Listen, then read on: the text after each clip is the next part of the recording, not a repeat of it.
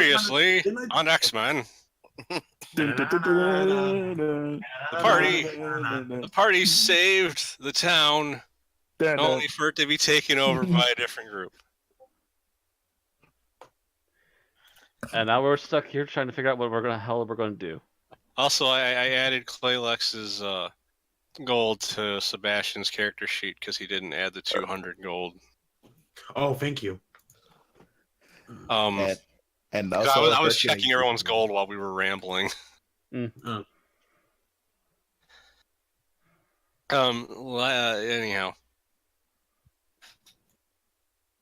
the devils aren't kicking people out of the town or anything like that. Though, as the Arenes walks off, you hear her yell at her men not to let Hercules back in the town. Why not? Why not Hercules? Hercules is a fine warrior. He's from a different side, technically. True. Peter and Rangok have went off to the tavern to gather some things up. So the party has their choice. They can either leave now, rest at the tavern for a bit, or look at the shops if they want to try and find something, because there are shops here. I think I'll rest at the tavern. Oh man, I want to go shopping. Keep in mind the shops here aren't as heavily stocked as the ones in Sigil. Yeah, that's what I was thinking on if they were more or less. So if they're less, then I think I'll just head to the tavern. Yeah, wait, so again, these shops, they're supplies are kind of low? There's an equipment shop, but that's about it. If you want weapons or armor, you can find most of the normal stuff, but no fancy tools or anything. Nah. I'm still gonna go with the equipment shop, see what's there, just in case, browse. Or anything specific you're looking for? Let's see. Well, I will point out you do have enough money to get plate mail at this point. Yeah. I just want to see. Let's see. Where the fuck is the equipment list thing that I had? Yeah, I only got free. Yeah, I only got my free weapons on me. So again, I want to see if I add something that'll possibly help. I don't know, maybe backpack or something. I said they don't get. It's just weapons and armor. They don't got backpacks. They only got weapons and armor. Yeah. Oh, okay. So again, still, I'll check them out. Actually, I try to remember. What did I roll last time for hit points, by the way? You got a 2 plus your Constitution bonus, so you got a total of 4. Were you aware that I get additional D10 each level? Yes, you. Okay. You rolled a D10 and you got a 2 plus. No, I get a D10 plus my level. Let me go into here again. Because, yeah, I was looking over things yesterday, and all of a sudden I'm like, wait a second, what? I'll double check that, actually. The D10 plus your level plus your Constitution?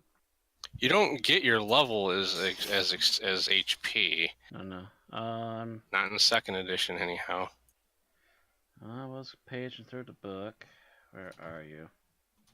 Anyways, you can continue with the shop thing, and I'll double check this again.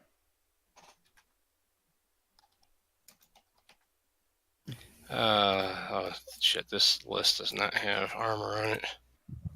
The shit list.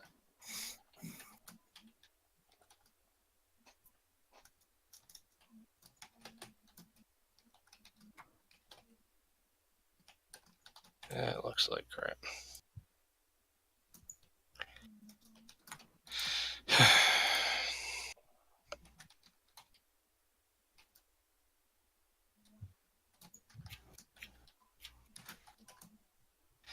Okay, I'm just gonna have to use the freaking player's handbook equipment list because this is trying to find it. So are you gonna buy like the only thing that would be any point in you buying would be an armor upgrade because you could get Okay. plate mail, Yeah, I was like, okay. but well, buying a weapon you're not proficient in wouldn't really do you any good. yeah, I gotcha. I'll see if the only thing can upgrade, like you said, is plate armor.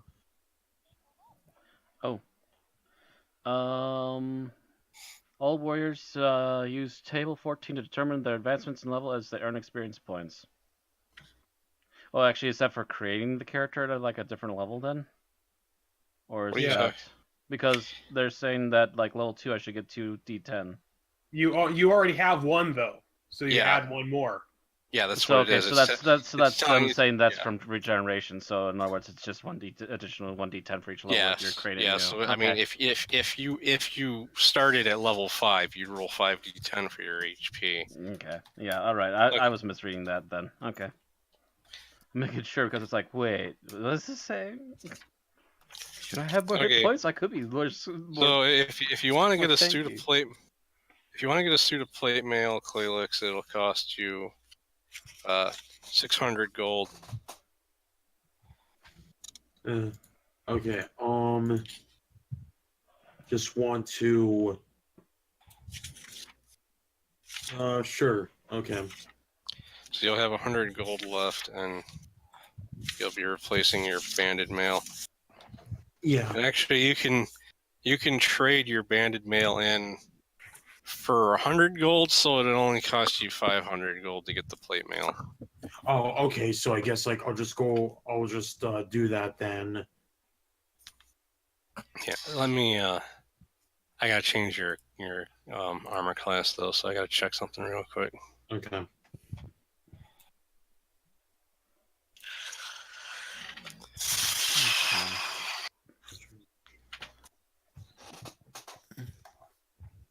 Everybody else went to the tavern, right? Right. Are there any spell places to get scrolls or spells? Not here. You have to wait till you get back to Sigil for something like that. Because just like I said, this is really just kind of like a rinky-dink town. Yeah, it's just kind of a tiny town. Okay. with a wall built around it because it's out in the middle of the outlands. Mm-hmm. Well, Arthur isn't drinking, but he is joining the others at the tavern. I was actually gonna ask, would the store like this have healing items of any kind? No, like I said, they just got Just armor and just weapons. really simple stuff. Okay, so yeah, Yeah. should probably just go back to the tavern then. Basically, Wait, shut up, car outside. Would I have a 100 gold left or 200 gold left after I trade in my mail armor for my plate armor? You have 200 left because Oh, okay. Okay, I put that in. because your armor that you're trading in has hardly been used because the fact you were only in like one fight with it. Yeah. Okay, so armor class 3. As long as you don't, I don't remember if you have a dexterity bonus. I gotta check your character sheet. Attributes. No, you don't have a dexterity bonus, so that means your armor class is 3. So your armor class improved by 3 just by getting plate mail. There is actually better plate mail than regular plate mail because there's field plate mail and full plate, but those are like thousands of gold in price. Yeah. Huzzah! Huzzah! Not affording that. Yeah, nobody's affording that, not even the people that have been on multiple adventures already. Huzzah! All right. Keeping my money till next time. I need to save money for an elephant. I'll change his armor class on his So that I can token so I don't forget. then I can turn into an undead elephant. All right, so everybody else is at the tavern. Huzzah! Nobody in the tavern is exactly in a good mood for obvious reasons. Yeah. Depressed tavern now. You see, I just realized I never actually gave the bartender a name, but then again, nobody asked her for one, so You Oh, just call her the bartender. Because I almost tried to call her by a name, and then I'm like, wait, nobody's asked her for what her name is. The tiefling, right? Yeah, the Yeah. tiefling bartender. She's yelling at a dwarf who's grabbing a bunch of the buckets from the corner and running off to get them filled.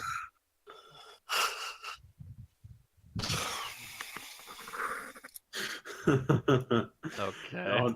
No, that's not the armor I requested. Sebastian Bethia walks just pulls an object out from behind her again and just has a bucket again and just rocks it back and forth. He's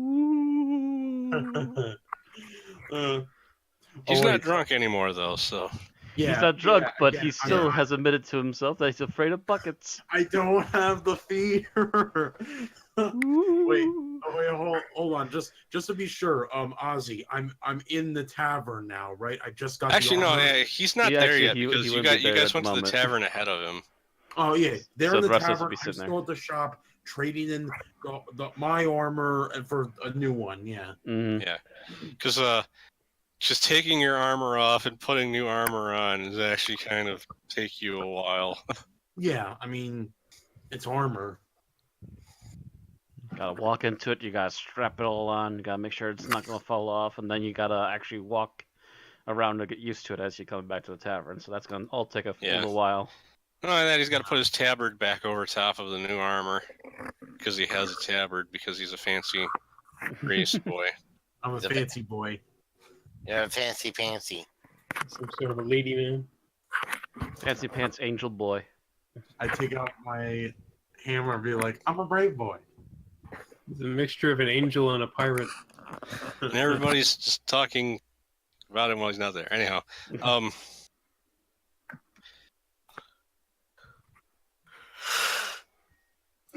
I haven't really thought of anything for the tavern. just kind of people rampaging around and a dwarf Yeah. running for water apparently. Yeah.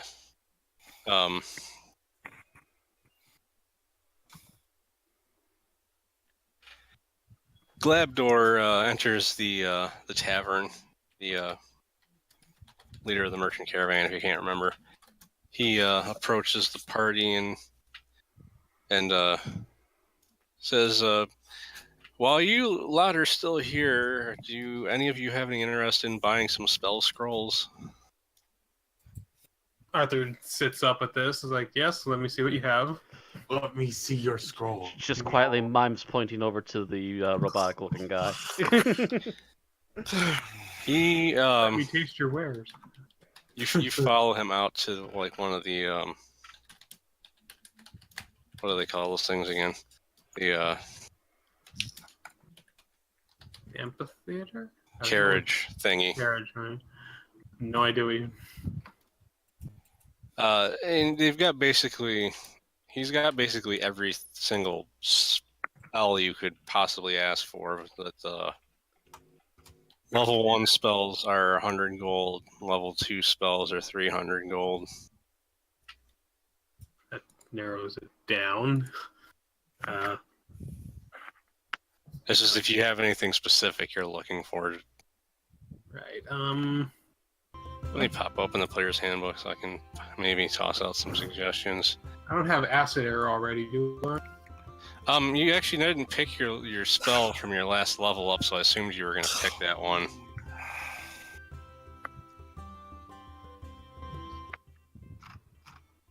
What am I looking here? Did I save the player's handbook PDF on my computer?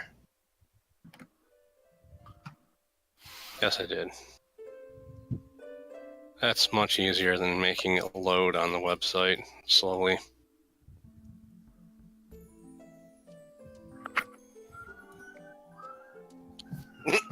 The police are coming. We I'm have gonna a, take me away, we have a haha. firehouse like right down the street. So Yeah, Yeah. are you gonna pick Acid Arrow for your spell and leveling up? unless there's other level 2 spells, but there weren't really very many good ones, like you said. There's Acid Arrow, like as far as damage oriented go, there's Acid Arrow and Flaming Arrow are like the two big ones.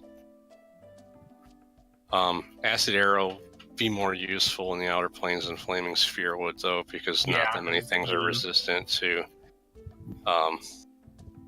But you could technically learn Acid Arrow and then buy the scrolls for Additionals. Additional uses. Fuck, what fucking page are the spells on? Oh, because you know what I do is I look at the table of contents and I see magic and I go, oh, that's what I need to go to. But that just is the page with the explanation of magic. They put the actual spells at the end of the fucking book. Jeez. Let's hide them all at the very end to annoy everybody. We'll give the rule explanations of what magic does here, but we'll put all the actual magic at the end of the book. Sounds accurate. And then it's not even sorted by level; it's sorted alphabetically. No, it is sorted by level, but it's sorted alphabetically within each level. Yeah, well, in 5th edition, they sort them all alphabetically, which is bullshit. That's retarded. Yeah. Yep. But like at the very front, they That's have a list of like yeah. all the different classes and what the spells are for each level. But then after that, it's all just the spells alphabetically. So you could read which spells they are, but if you want to see what they actually do, you have to then cross-reference it there. Don't tell us the end of the book. Old-headed Kappa. The end of the book is just spells. No.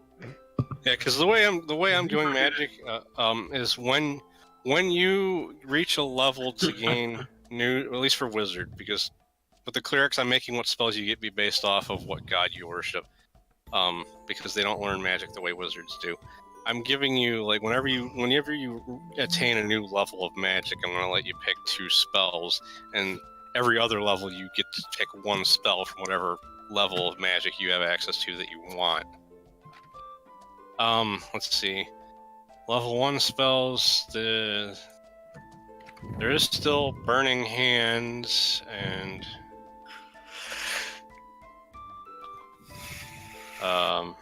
let's see, Burning Hands. I think you bought some scrolls a while back that I don't know if you actually wrote them in your list or not. I did.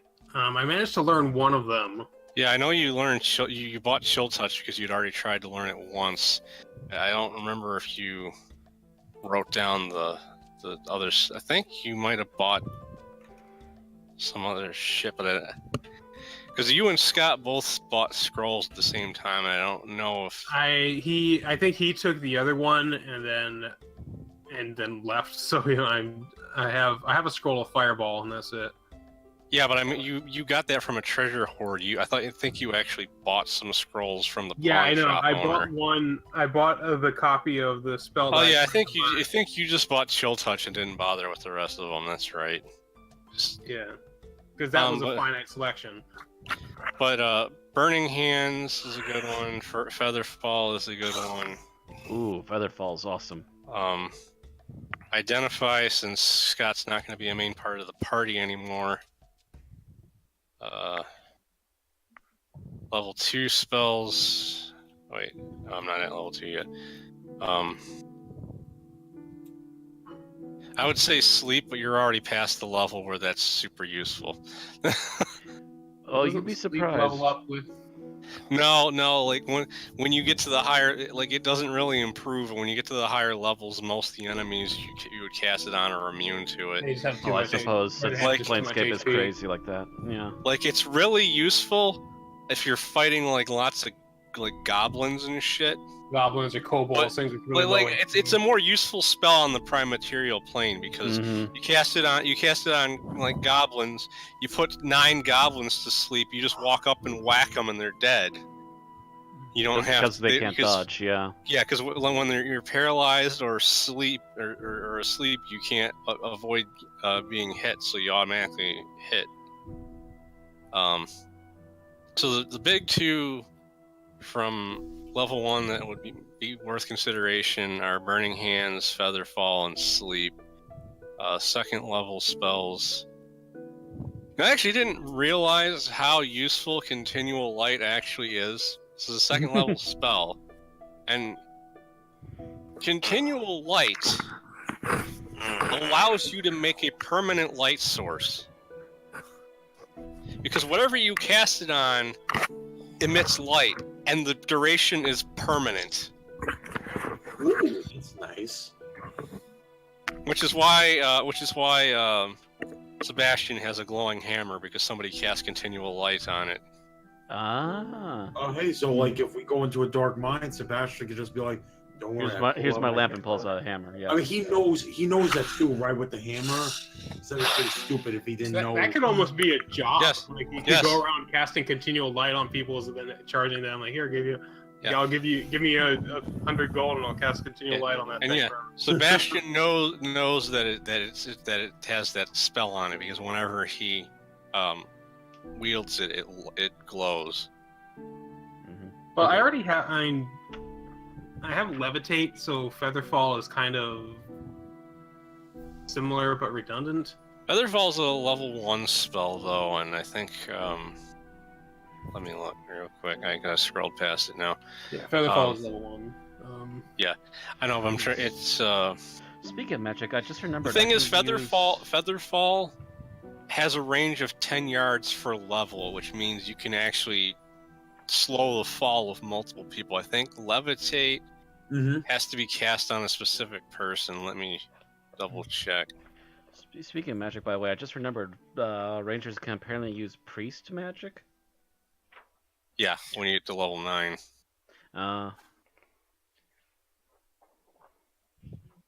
Oh wait, yeah.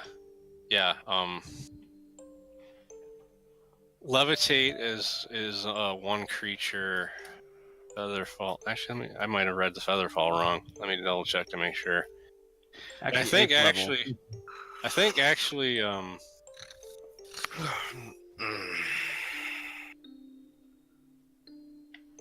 Actually, that's 8th level. But anyways, yeah, close enough.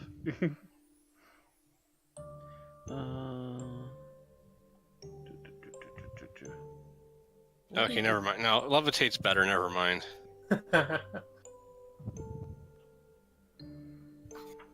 So second level spells that are like continual light isn't bad. Flaming sphere isn't bad to have if you already have acid arrow.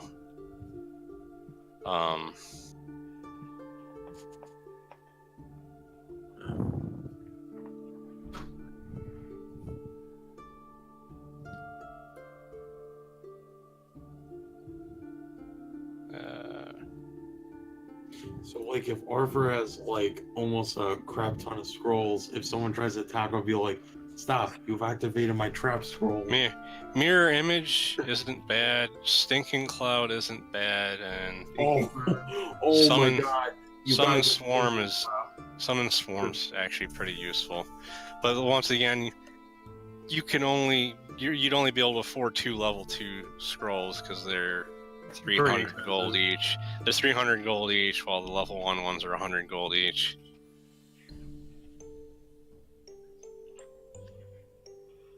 I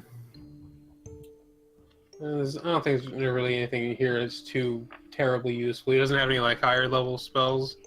He does, but they'd be considerably Outside your more range. gold, and you wouldn't be able to learn this. You wouldn't be able to attempt to learn the spell because you're not high enough level yet.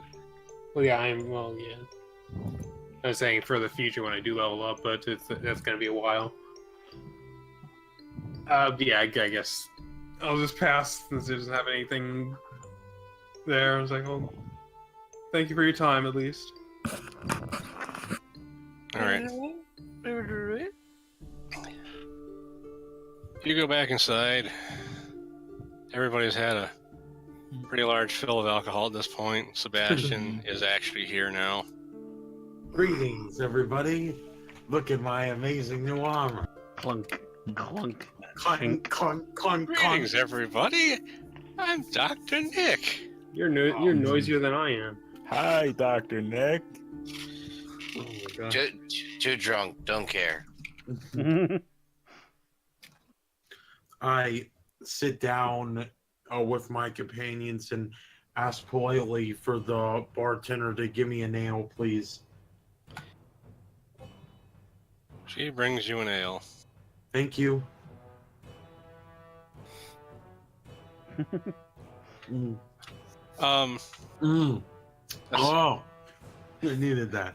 and it actually is getting pretty late in the day at this point because of the fact that you did go out on a scouting mission, come back, and then kind of have a skirmish. Yeah.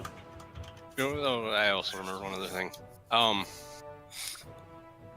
While Glabdor is still nearby, Matt, you might. I'm reminding you this because it's been a week. You might want to ask him if he can identify that lance for you that you took off of the guy you killed. Oh, that's right. I took the lance off of him, didn't I? Yeah, off the Cambion leader that was leading the demons. So yeah, she'll walk over to them and ask, "Oh, by the way, I got this off the leader of those demons. Could you be able to identify this for me, please?" And holds out the big fancy lance he had. Fancy Yeah. Lancy. He strokes his beard and says, "All right, but I can't keep doing this for free, so I give him a As a gold service. for his trouble. I was gonna say, as a service, he says it'll be 10 gold." Oh, Oh. 10 gold. Right. She pulls out the rest. All right. He examines it and does some magic stuff on it while you're While the rest of the party is talking. Yeah. finishing your ale or whatever you're Battles drinking. Noodle. And when he finishes examining too, obviously he doesn't say this because bonuses don't exist as an actual abstract thing in the game, but it's a lance +2. Ah, okay. Nice. How would you explain? It's a highly So- effective lance in combat. Yes, essentially. It's a very skillfully made, very advanced lance. It should be a little bit better than your average one in combat. Yeah.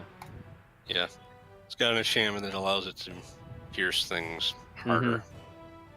Is it? It's yeah, good at I like- stabbing. It's a slightly enchanted lance. Mm-hmm. Stab, stab, stab, stab, stab. Currency. I'm Sparkle, down another 10. So, not too much skin off my nose. I'm still at over 880. Right. And new weapon. And by the way, you're not paying for your drinks because the bartender's basically giving you free booze for defending the town.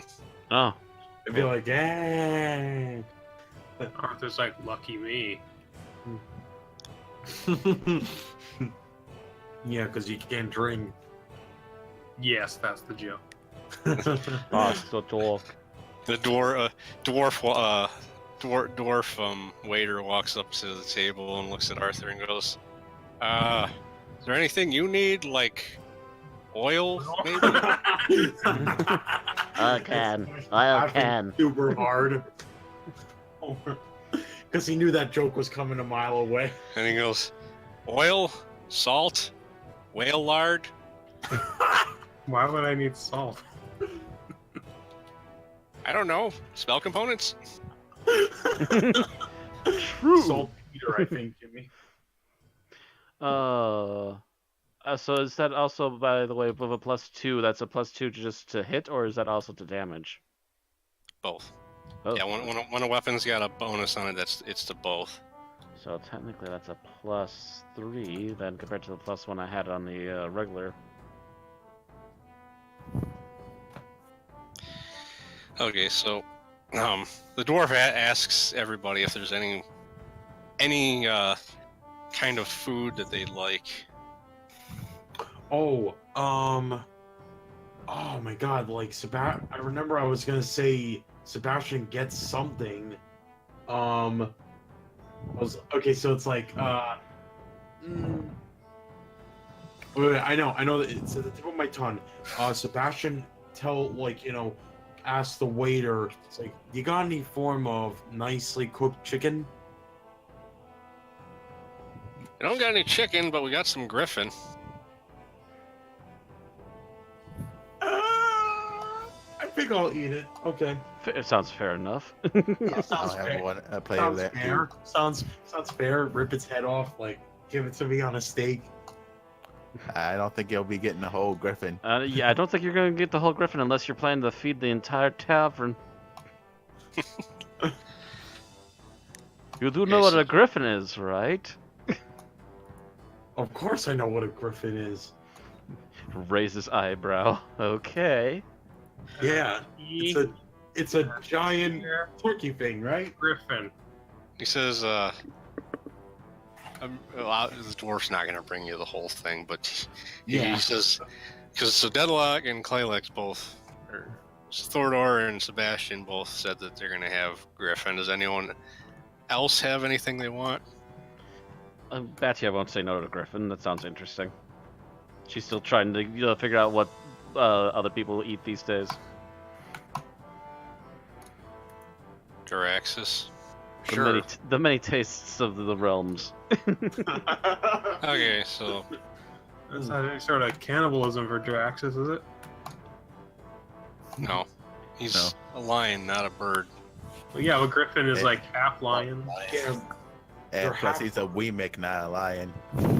Yeah. true. Yeah. Zilla says, "Do you got any cheese? I want cheese." Right? Says- And then he says, "Did I do that?" He says, "Yeah, I'll bring a cheese wheel for you."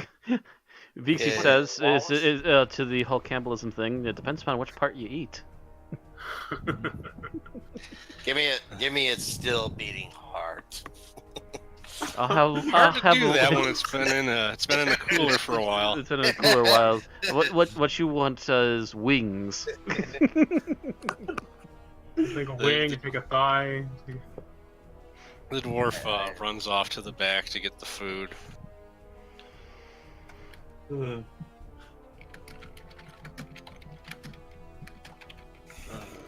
I like the parts that they had the most blood, or formerly had the most blood.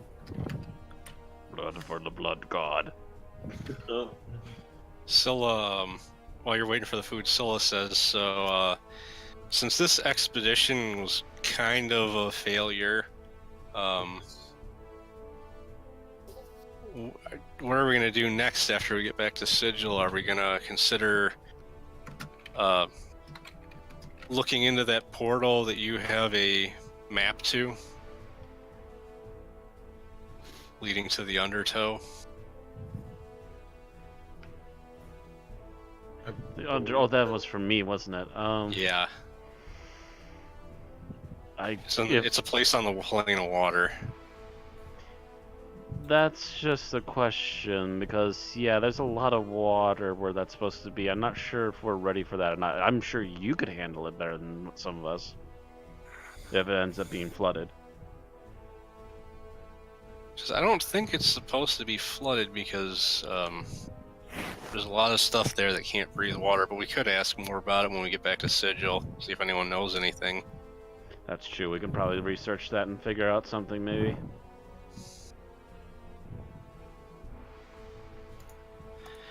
The dwarf comes back with various pieces of cooked griffin. Oh yeah, I'm starving. Puts down several plate in front of basically everybody except for Arthur, with griffin, some really red beets, and bread. No I guess cheese? Okay, fine. Yeah, he brought cheese. He brought cheese for Scylla, but he says those things on the plate are called not beets, fuck, radishes. They're radishes. They're called blood radishes. Nice. I take it because of the color? Yeah, Looks like then. I would assume so. they only grow in the outlands. Okay. Starts eating. Walks off and leaves everybody eat their food. I'm going to be like Gordon Ramsay, start eating and be like, this is raw. Too cold. Raw. Where's the lamb sauce? You realize that griffin kind of tastes something like it's a halfway in between chicken and turkey. Okay. Sounds all delicious. Yeah. I Very. enjoy digging my teeth into it. Mhm. Yeah, I've tried that before where I put turkey and chicken at the same time and it tastes really good. So everybody finishes their food, and the rest of the night is rather uneventful. No buckets. So yeah, no bucket. Except Unless, except when you bring it up and Batty comes out, pulls out one that she's been holding on to tease you I with gotta it. eat down with the bucket. Ooh, ooh. Ooh, wow. I knocked the bucket out of her. More or somehow, less somehow, the- as you're not looking, she retrieves it again. This bucket thing that you've started, this will haunt you now. Stupid fucking little. Angels are afraid of buckets of water. Ooh. Raven. the rest of the evening is uneventful. Everyone, goes to their rooms to sleep for the night. And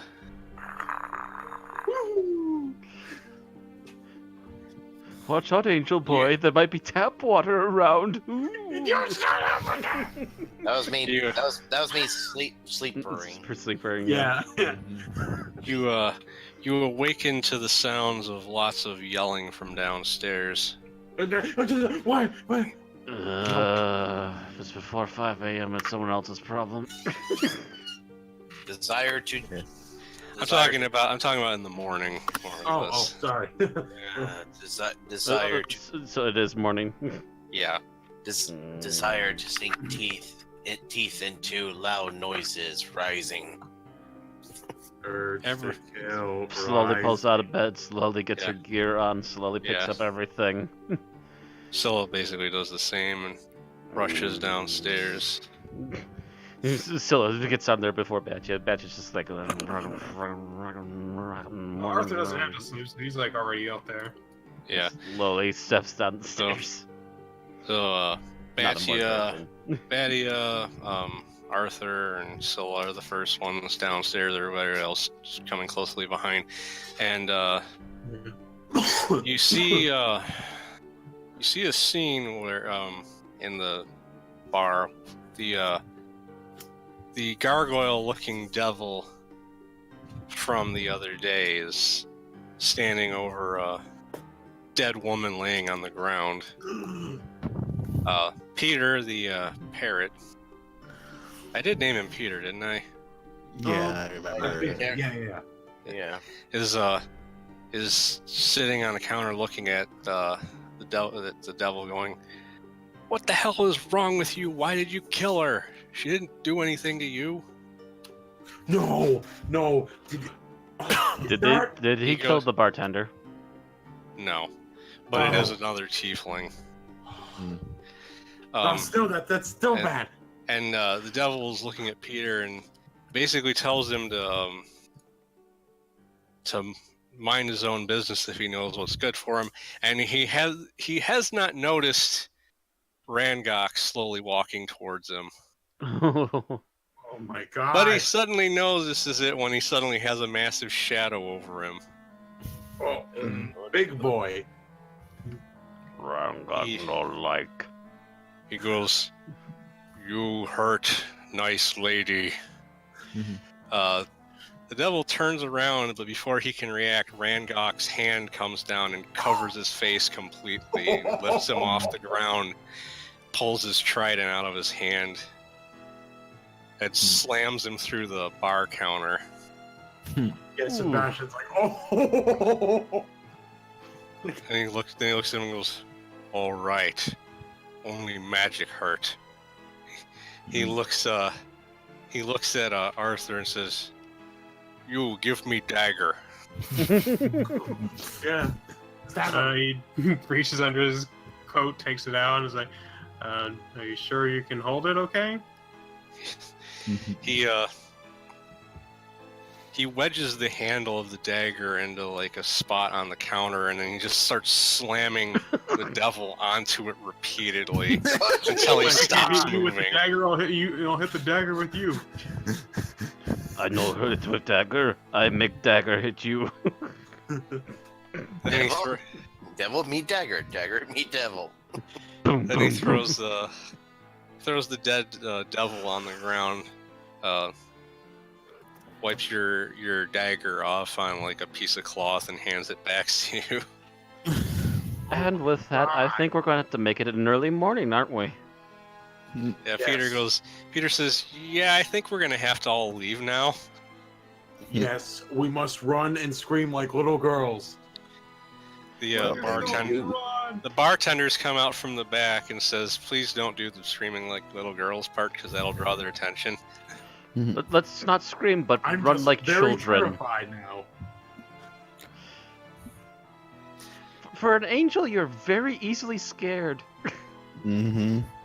I mean, Wow. admittedly, you're like a half-blood or whatever, but you are very squeamish about this. Yes, I mean, have you seen what just happened? Yeah. things like Yeah, that and the pretty ogre's much happen awesome. all But the anyways, time we in do the- need to get out of town now before we get into more trouble. Yes, we must go, excluding the running away like little girls. Scylla says, yeah, as much as I like looking at your pretty hair, we need to get out of here. All right. By the way, Betya also walks up to the bar, which is now probably halfway decimated, drops about 10 gold.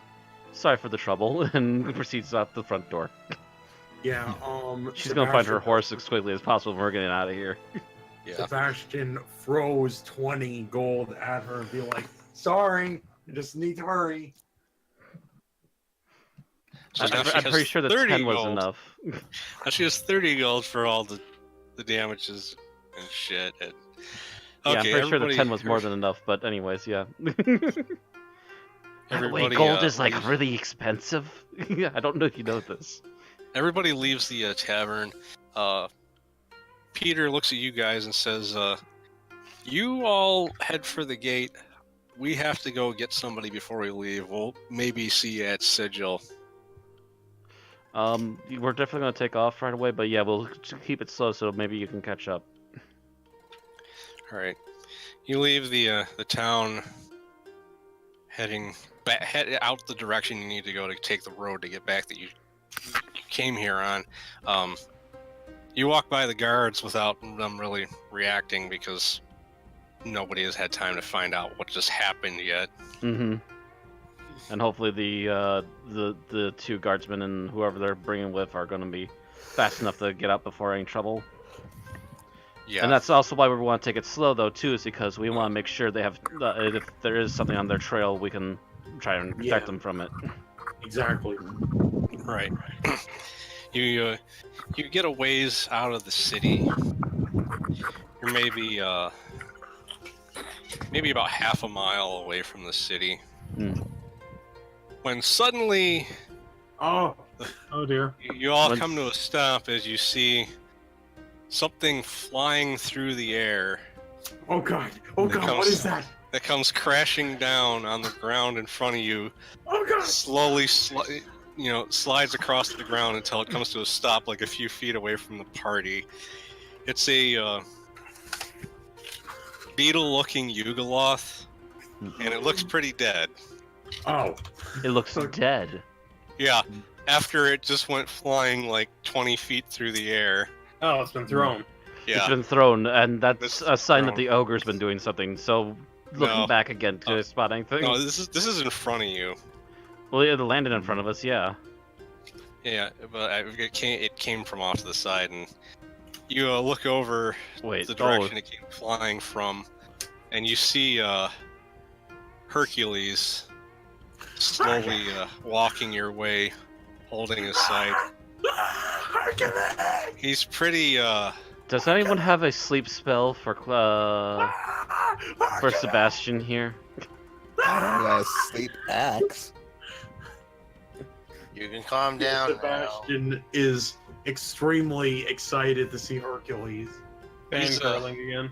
He's completely. I mean, he's got a lot of wounds, and he's covered in a lot of yellowish green stuff that He's had a long couple days. that when you stop to think about it for a second, you realize that's what most people that were hit by the corrosive gas from the demons looked like afterwards, except it's all over him. Like he's almost covered from head to toe in this stuff. It just seems to be shrugging it off, yeah. Right. Yeah. He goes, blasted fiends and their damn treachery. Yes, Hercules. He walks up to the party, nods at you, and then grabs the Yugoloth by the leg and starts dragging it.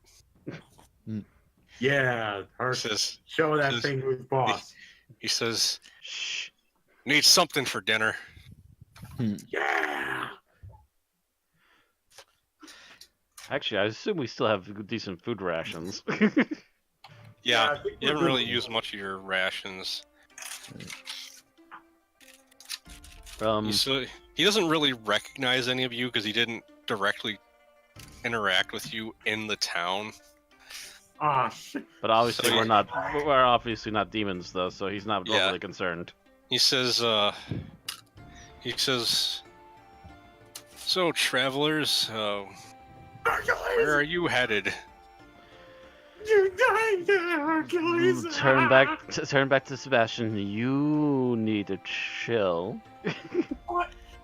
But Don't let me get. it's Hercules. You are a squealing fanboy. Turn back to Hercules. We're heading back to Sigil, and we have a few people from town that are catching up. Don't make me give you a dose of my sleep axe. You are a squealy man. Please stop. He says, so he kind of raises his eyebrow at Sebastian, and he says, so you and your friends must have battled at the town of Gazer's Requiem then. Oh yes, Hercules, we did. Yes, the majority of us held the wall, while a few of us also went out to stop the leader of the demons. That is before the devils showed up and pretty much took over the town now. Says, yes, I was in the middle of battling the demons in the tunnel below when the devils collapsed the tunnel on me. That's Those not a wise demons. choice. He says, if I had only my own army, I would have retaken the town now, but even with all my strength, there's only so much that I can do. Yes, Hercules. Yeah, this is going to be one we have to walk away from for the time being. Maybe some other time when we're better prepared, we can come back and do something about this. Yes, unfortunately, we do not have the strength to fight this. Because I agree, I'm gonna have to look into hiring some mercenaries myself when I get back to Sigil to see if I can do something about this. Oh, If even Hercules is defeated, we're fucked. Well, you did see how big those demons were, didn't you? The devils were, rather. Some of them, anyhow. Mm-hmm. And they had Yugoloth mercenaries with them. Does not help, yes.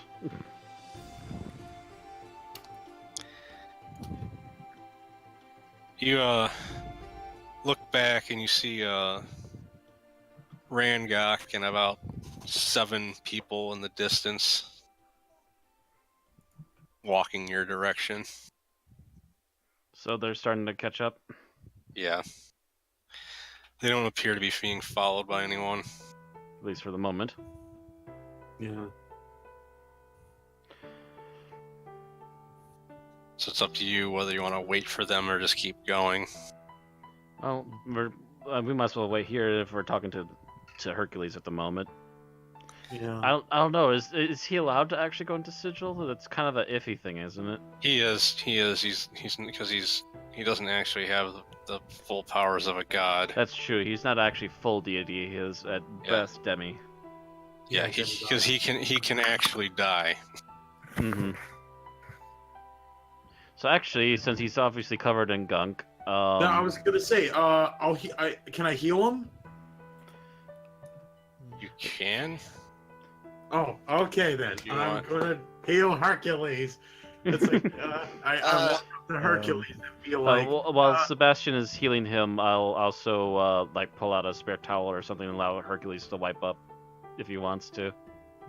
Yeah, Okay, you I'll may wipe want to off wait until after he sweat. wipes off. Scylla uses her magical gemstone that she has to generate water to wet the cloths for him. Mm-hmm. He thanks you for the help as he cleans himself Hercules, off. make me. He points at Sebastian and says, "You stop it." What? You are being overly hyper, dude.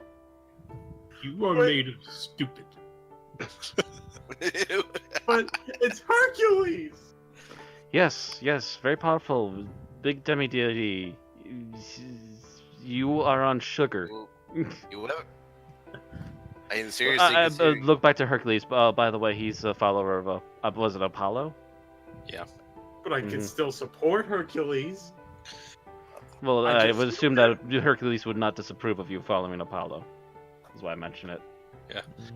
Hercules says, "Ah, yes, Apollo, the god of music, the best music in the land." Hey, music?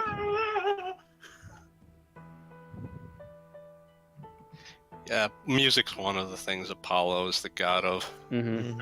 Yeah. Music, messages, and I assume a couple other things. Music, light, and healing. Mm. I mean, those are the things he has power over anyhow. He's mainly known as the god of music. I mostly know him as the god of the sun. Oh yeah, because he does have light, Light, yeah. which would be the sun, basically. Rangok and the rest catch up to the group. He's got about 7 civilians with him. Figured he'd bring a few, not just one. Rugbat, the orc bard, and the 2 dwarves are with him. Peter says, "This is everybody that's coming. Amano decided to hire himself out to the devils because, well, he likes killing demons." I see. Well, best of luck to him on his own adventure then. Yeah, screw that guy. Not gonna hold my breath that he's gonna come back, but we'll see. Maybe he'll have more artificial body parts once he comes back. Maybe. Oh. He's gonna get burned by both sides. Okay. But yes, so obviously we found Hercules here, so he's gonna probably come with us to Sigil. Look over to him. He agrees to accompany the party to help get the civilians back to town safely. Yep. So we're look at us, we're unofficially guards again. Okay. God, duty, It's all the like, way back if to I say Sigil. to the party real quick, it's like, all right, I will calm down. Just know that I am internally excited that Hercules will be joining us. And again, Batia reaches out an arm with a pointed finger, touches him slightly on the nose. Excited, yes. Don't be constantly freaking out. That's trying to get some people's nerves once in a while. And then All right. Richard And you pulls shut back up her about arm. the buckets. Then you shut up about the buckets, and we're even, Steven. For now. For now. For now. Evil smile. Oh. You're like, oh, Batia, you. Gets back on her horse. You don't know it, but the bucket is somewhere. Oh my god. Arthur's just listening to this and is like, maybe it's good I'm not human anymore. It You'll be doesn't locked- seem to be a very well-respected species. Hey, tell me about it. Scylla says, "I'd like to point out that he's only half human. Yeah. Not that I have a whole lot of Happy. reason to defend the humans, but Yes, he is only half human. I'm half human, half angel, basically. maybe his angel ancestor was an angel of hyperness." Yeah, like Hermes, basically, kind of type of angel. Like, Yeah, was your father like a worshiper of Hermes and constantly on caffeine or something? Just running around in circles? uh, nah. No, he did like to exercise a lot, and I guess that hyped him up for some reason. Maybe it brought his sugar levels down. Maybe you should think about doing some exercises to help calm your nerves. Maybe. Finish just saddling her horse again. As we continue venturing. Yeah. So I'm going to point out now that if any of you have a question for Peter or Hercules for whatever reason, this would be the time to get it out of the way, because nothing is going to happen on the way back to Sigil, because you have a giant ass ogre and Hercules with you. Nothing's going to fuck with you on the way back to town. Even the undead are looking at that ogre and just going, nah, nah, nah, nah, nah. Wait, so I guess the only, I try to be like straight about. I'm not gonna be hyperventilating, whatever. But I go up to Hercules and ask, "So, you've been to Olympus, right?" No one could stop me when out of character. I'm going to point out, remind you that your character has been to Olympus. Oh, I'm sorry. I'm an idiot. Never mind then. I got no questions. Yeah, because you were going to ask about Olympus, weren't you? Yeah, this is the Outer Planes. Your character came from Olympus, and he already knows everything about it. So yeah. I guess then I would just answer as like, just didn't have a lot of interaction with the actual gods, though, because, well, they don't interact with mortals, really. Yeah. Unless they're like, hey, go do this fucking thing for me. Yeah. Or like, unless they're directly related, like, case in point.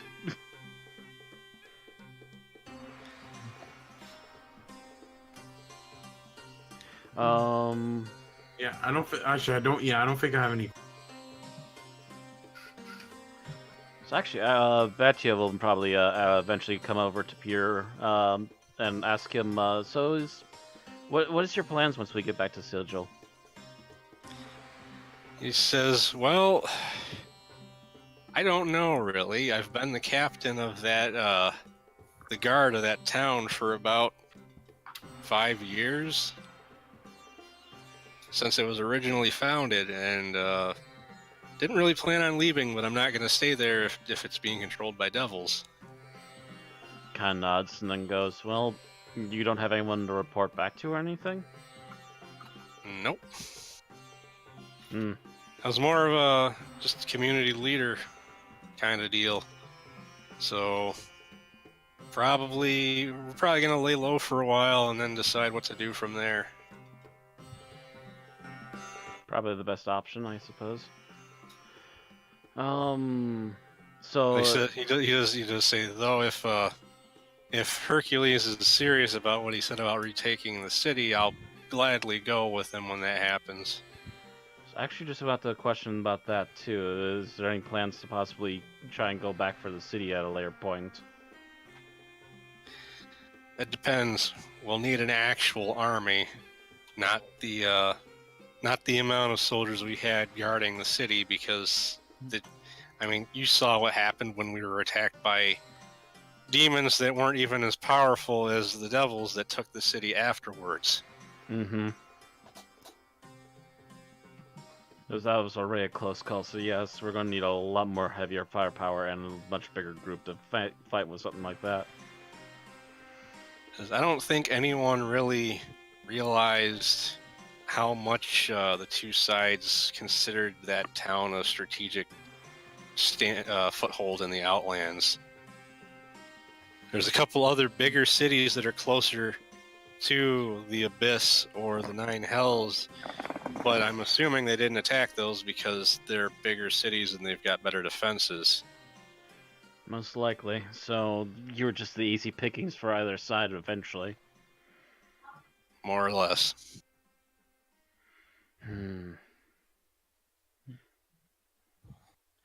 Well, if you finally do get something together, don't hesitate to think about asking us if we want to help, because I'm sure at least a few of us are more than willing to try and come back and help. Says I appreciate the thought. And by the way, Batia's going to keep her own reasons for this kind of quiet for now, but she does have reasons why she would want to help with this. Because yeah, normally sticking out her neck this far is not normally something she would do, but there are reasons. Meanwhile, Scylla's talking to Hercules, and you hear what you think sounded like her saying. So, how hard did you throw that thing? And then like Sebastian's like, "Ooh." But you know, again, keeps the excitement down, so because he wants to keep his promise to Badia. Yeah, again, and you don't have to worry about the bucket today.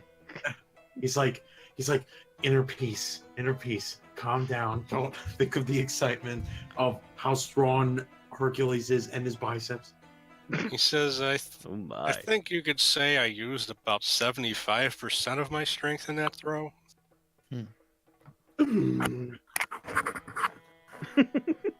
It's not easy to throw a Mezzoloth through the air. Probably not unlike trying to throw a giant carapace boulder.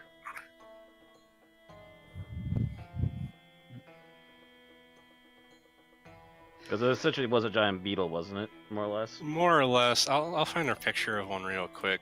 Because I Very demonic. I didn't looking. want to interrupt the scene when it was happening to try and grab a picture, but I'll.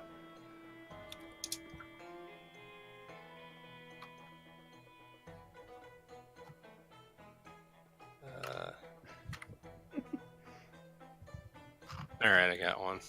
I'll post it in the Discord chat. Oh, okay.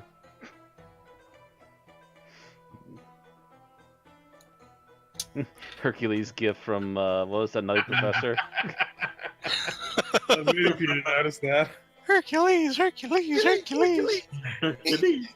That pretty much sums up Sebastian.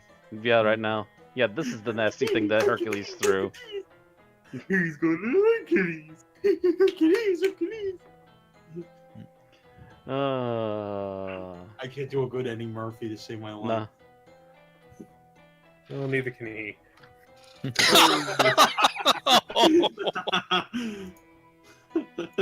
Oof.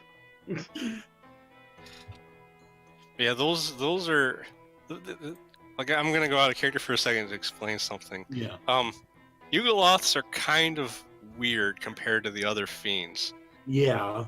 Devils and demons, the lowest ranked demon or devil is always the weakest thing. But the lowest ranked Yugoloth is actually technically stronger than the 2 ranks above it. Huh. That's So the low rankers are actually the worst piece of work you can deal with. At least out of the lesser ones, the when you get to the higher ranks beyond that, the higher ranked ones are stronger. But the first few ranks, the lowest ranking one is the physically strongest. So it's actually kind of funny that to get promoted, they have to become weaker. And then build themselves back up. Pretty much. You gotta prove that you can take a ganking and then still survive, and then you can start to get higher ranks. Because, devils are lawful evil, so they represent orderly evil. Mm-hmm. Demons are chaotic evil, so they represent chaotic evil.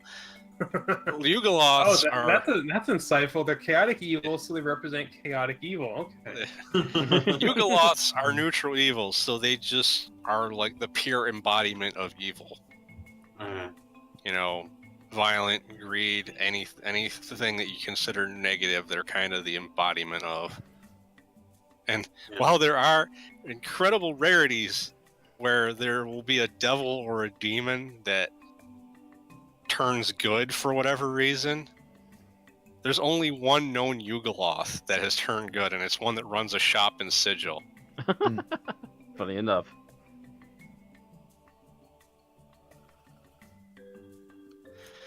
Alright, so more or less the rest of the trip back to the town is uneventful.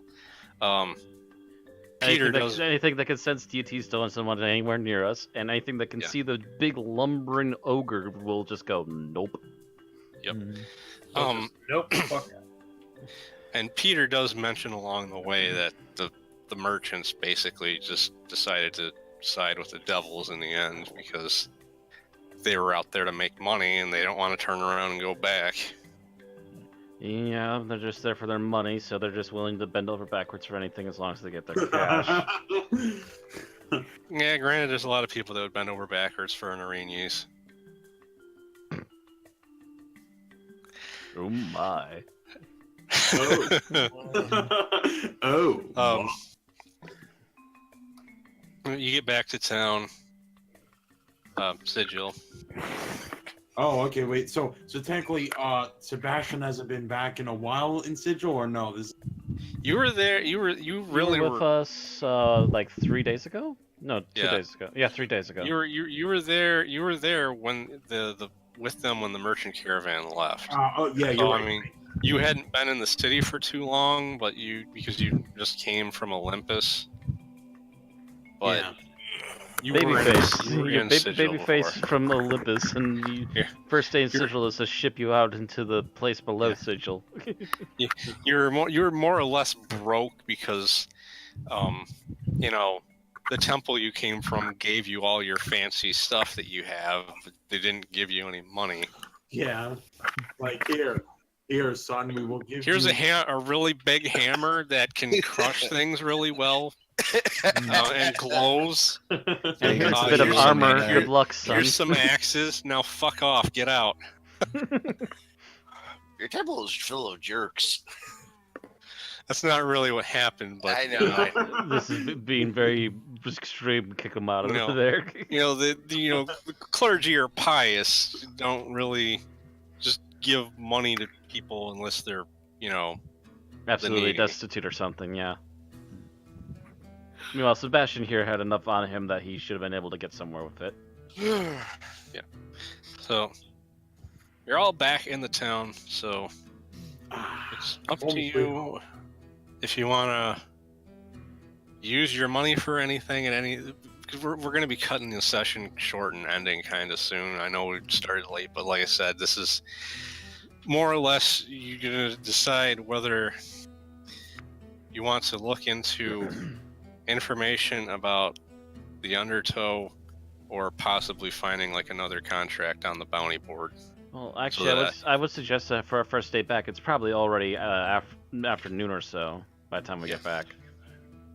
Yeah, about a day passed on the way back, so Yeah, so it's probably at least afternoon. So the first thing we need to do is we need to get back to checking on our house.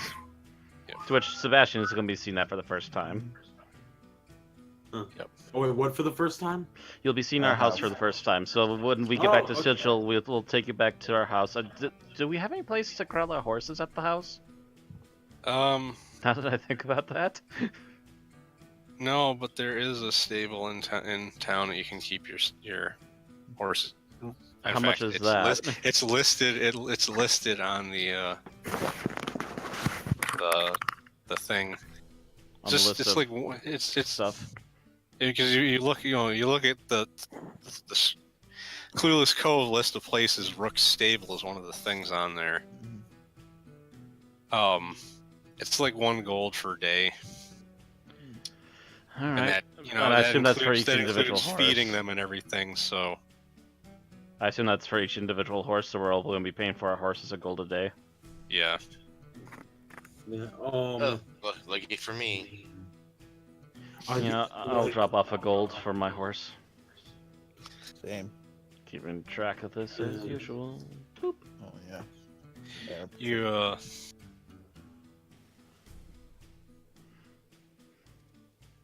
Few passing words to my horse and Drow before I leave. I'm trying to keep him calm and comforted and welcome him to his new little stable for now, and then going with the rest of the crew back to the house.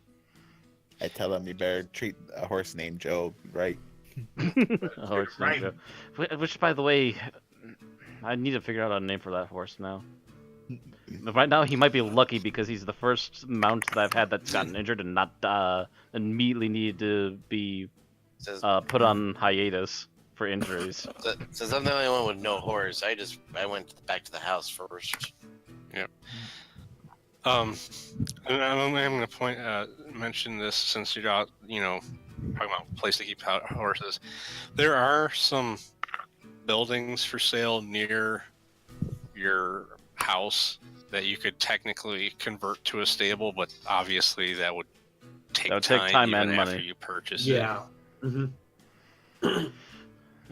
So yeah, we'll probably think about that, but not in the immediate time at the moment. Yep. Matter of fact, if we make it big enough, Duraxis gets back to the house before everybody else, and he finds a note on the table when he gets inside. Oh. He reads it, and it says, "I must go. My people need me. Sincerely, Wizzletiff." He died on the way back to his hometown. There's an emotional anime scene of Duraxis holding the note to his chest while he remembers fondly of his little companion friend. He will be misty. Although we still have questions as to why he needed to take that club and insert it into the backside of another gnome. Also, for some reason, Duraxis remembers him a little more handsome when he. Huh? I was making a joke. I heard it like every other word, but okay. So you remember him what? Like I was making the whole, very anime-like scene of remembering him. And he makes him remembers him more handsomely than he probably was. Oh, So you just like seeing like an anime montage with sad music plays in your mind as you remember him. a more muscular and handsome-looking version of the gnome. Exactly. Just this weird memory of this thing that clearly didn't happen, where goblins were like ganging up on him, punching him, and he did the Hercules thing where he throws his arms up and they all go flying. Exactly. And then there's a long lingering cut in slow-mo of him jamming the shillelagh up Fizzle. How about the corpse's backside? Yes. Yes. He will be missed unless we roll a 20.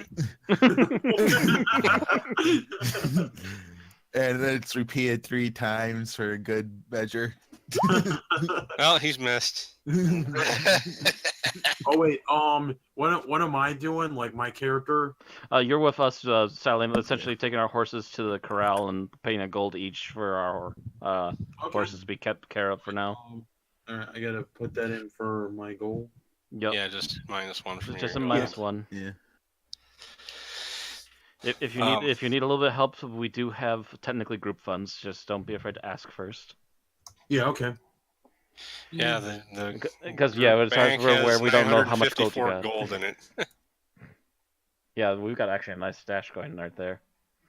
We might actually use that to make our extension to the house and get a stable of our own. And actually, if we get a big enough stable, if we buy a big enough house, we could actually rent it out to people too. Actually, a little bit of coin on the side, ching ching. Then we get even more money, and then we load it. Need to adventure. Besides adventuring, we need to do something else to make a little bit of cash. Otherwise, we're just risking our necks all day. And then, why not just buy the whole town? No. we should conquer this neighborhood. Run it from the rest of the campaign. You try to buy the whole town, and then suddenly you notice that your money storage vault is on fire as you see the Lady of Pain slowly floating away from you. Actually, I wouldn't be surprised if we see her actually after we see the pillar of fire. We see her flowing towards us with meld intent in her eyes. Guys, I think we need to leave town. Run! I guess we're moving to Olympus. Run away! Run away! Hercules wanders off to the tavern to get smashed. As Hercules does. I just hang around the building. Do we see where the other two go off to, or are they just come to visit the other people? Peter and Rangok and the mercenaries. Well, actually, I should say that the other 3 mercenary NPCs actually kind of went to the tavern with Hercules. It's been a rough day. Peter basically says he's going to be going to the ladies' ward though, because he's got some friends in that area of town that he needs to talk to. All right. Well, if you need any help, we're known in these parts as the Company of No Name, named after the tavern nearby, and I kind of lay out where we have our current home with operations. And when we buy this town, we'll be renamed the of No Name We'll name it the neighborhood of No Name. on the street of No Name. Where the streets have no name. In the country of we no need name. to have a horse with no name. Technically, no one named their horses, so He named no his horse a horse no named- one. No one named their horses. I've pretty much decided that my horse's name is Lucky because he survived better than any raptor I've used with this character. I named mine the horse named Joe. oh, Yeah. It's just I Yeah, I was gonna say. Deadlock did state that.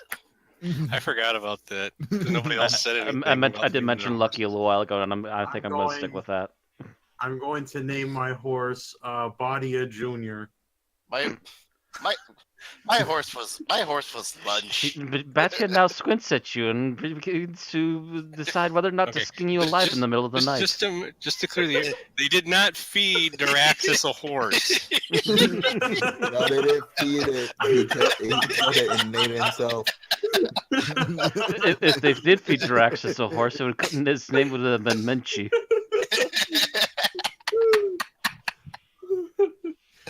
Oh my god. But you were all faking it. Yeah, because I joked about you eating the horse. I know, and it was hilarious. Tastes just like beef. It's what's for dinner.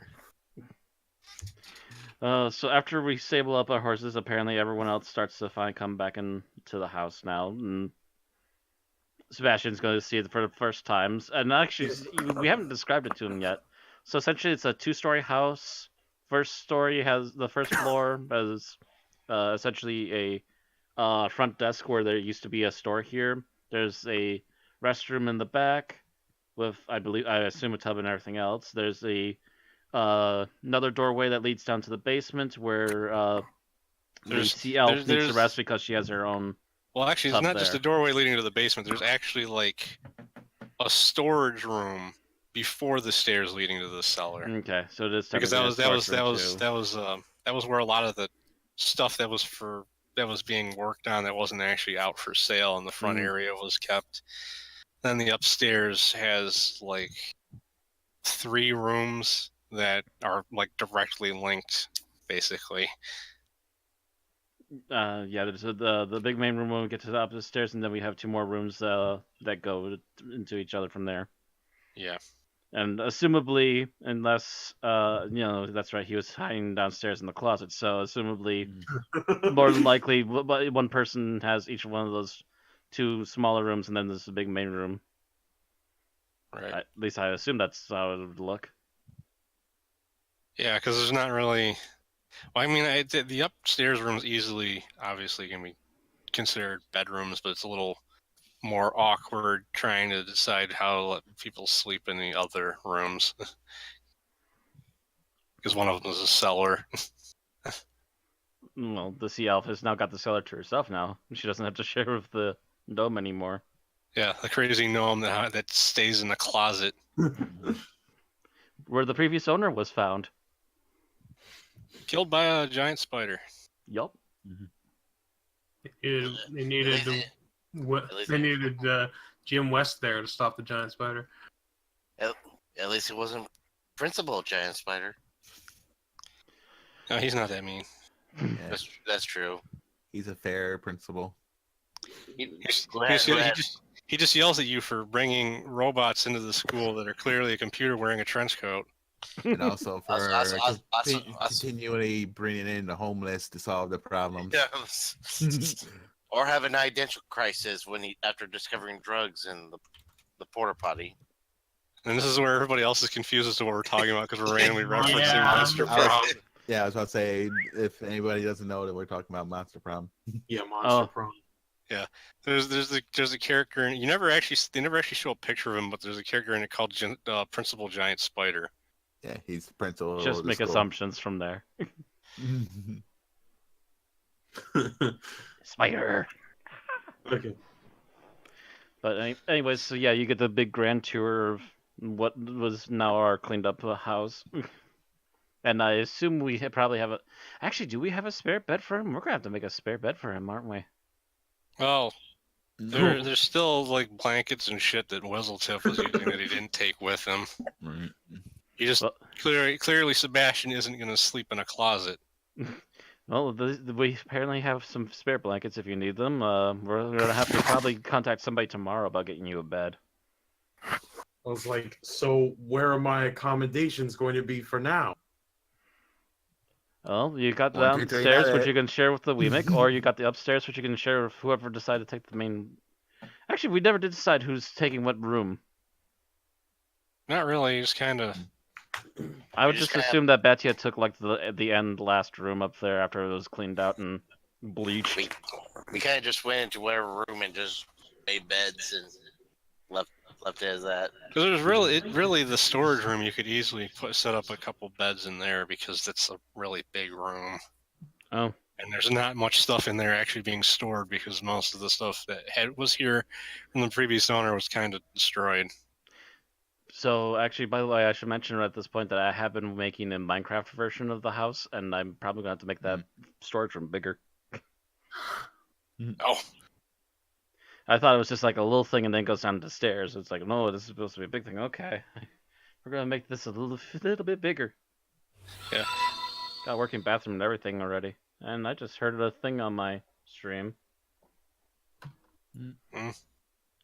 Waiting for what the pop-up is because I can see it on screen. it's a follow. We got a new follower. Celestian. Yeah. No, so that's the end. Celestian, hello, thank you. Oh,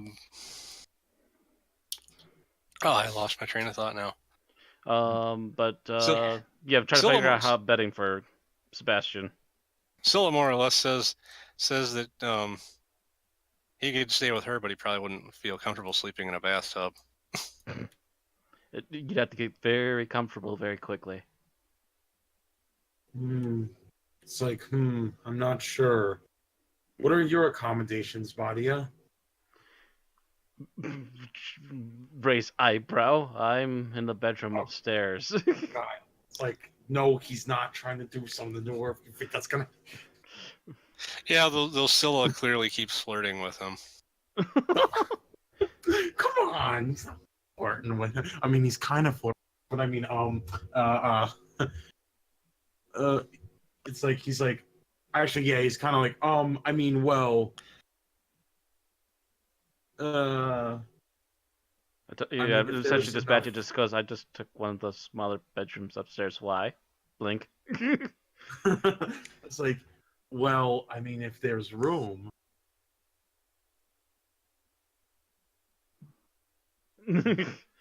Mm. Is there enough room? Is it a big enough room to fit a second bed? I'm sure she also has other things in there by now. She probably she still has it's the armor big enough. stand in there. It is big enough to fit another bed, but it's also the fact that that'd be awkward to have, like, because your character's a girl, so Yeah. Yeah, that's just it. You are literally trying to ask a dark elf or an AKA drow, can I bed in your room tonight?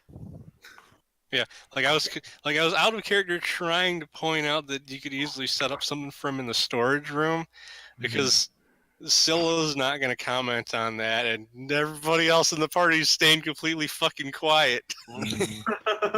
Yeah, everybody's like awkwardly like, no.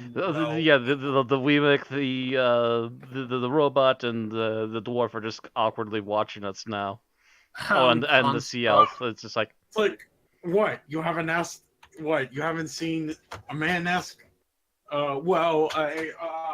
And he completely like catches himself actually saying a woman, and he's like, oh, what?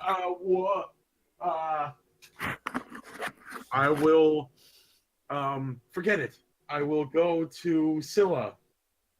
And he just kind of blushes really hard behind Batia and kind of like, scratches his head really awkwardly as he gets the extra blankets and starts going down the basement.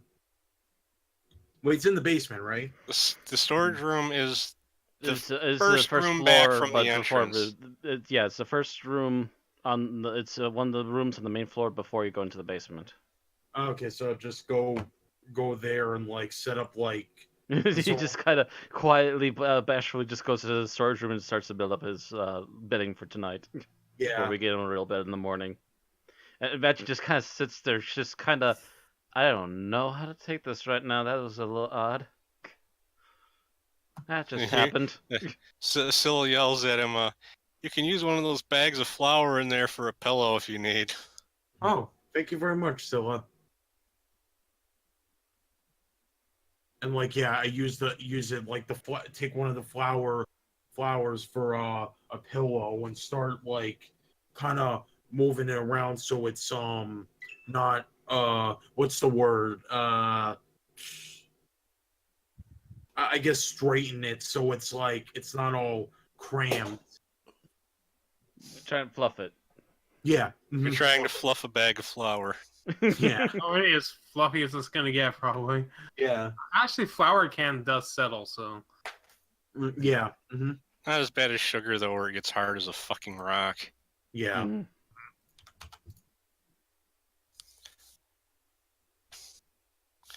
So, the question is, does anyone have anything they want to do with their gold, more or less, I think? Oh, I think I I'm think pretty I'm gonna good. save mine because I just spend like mine on plate armor and I threw 20 gold pieces in a bartender's face. So and for my horse too with the stable. So Yeah, you've already thrown a gold at that, and we might be contemplating possibly putting up a stable near our house anyways for moving the horses permanently. Yeah, but I assume you'd want to use the group money for that instead of your individual money. That depends As on how long as you expensive have it's gonna get. Yeah, I'll have to decide on that later. Otherwise, I don't think Batya has anything to spend money on right now. So the only thing she'd probably do the next day is probably do some research on, what was it, Undertow? Yeah, Undertow. Could try asking people in the tavern. I mean, again, shit. I could probably be very very useful getting the info because I got a bunch of proficiencies for that. I mean, again, I know my way around Sigil, and I mean, would that count as political or no? That's informational. It's more of an informational thing, I would think. Yeah, Because because it's not even in the same realm at this point. Yeah, we're asking Yeah. about a place that's in the plane of water. So, Yeah. Okay. So the first thing Batya would probably think of doing the next day then is after breakfast she'd probably head off to see if she can research it at the library. It'd be the most likely place to find info. Yeah.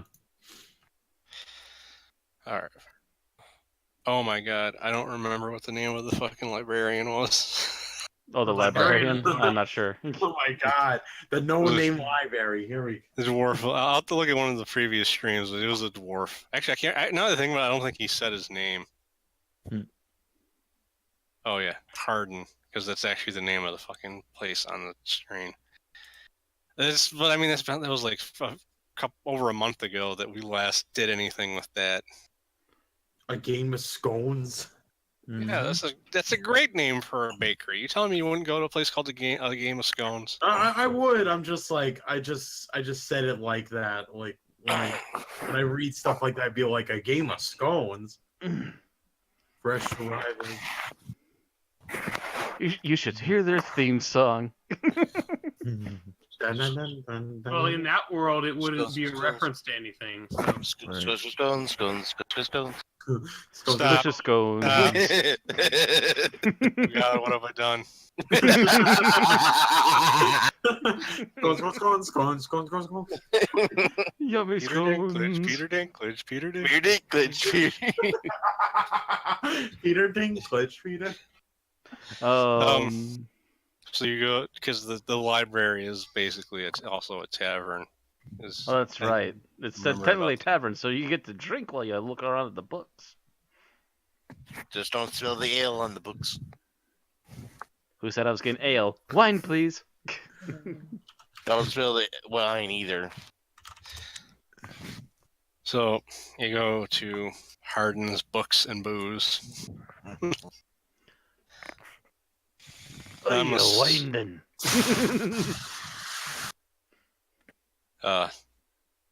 Hardin greets you before going back to reading a book. Well, obviously, since the tavern, since the bar's right there, she'll get a glass of wine to go reading with, and thank him as she heads back. He says, "Is there anything in particular you're looking for?" This might be a little bit odd. I'm actually trying to find out information about a place called Undertow. It's supposed to be in the plane of water. The Undertow? He goes, give me a second. He He serves walks. drinks and he knows the Dewey Decimal System. He walks to the back and he comes back up with what is essentially a folder with a bunch of papers in it. He says, "There aren't any books on that place because it really only came into existence about 10 years ago. Oh. But this has what there is to know about it as far as anyone that's actually explored the place." Well, thank you very much. And she'll start reading over that. Actually, probably just sit at the bar with the wine glass and start reading over what she has. It more or less explains that on some Primaterial world, nobody knows for sure which one because there's a bajillion of them.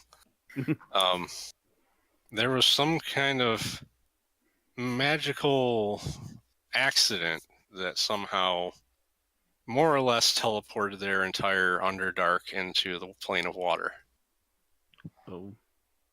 That's a bad Nobody move. knows for sure how it happened, but there aren't really that many dark elves in the place because of the fact that most of them got killed by the mind flayers before that happened. Oh Oof. dear. And whatever magical force teleported there also has kept the place filled with air so that people can breathe. Interesting. Taking quick notes as she's going through it. There is also an actual city there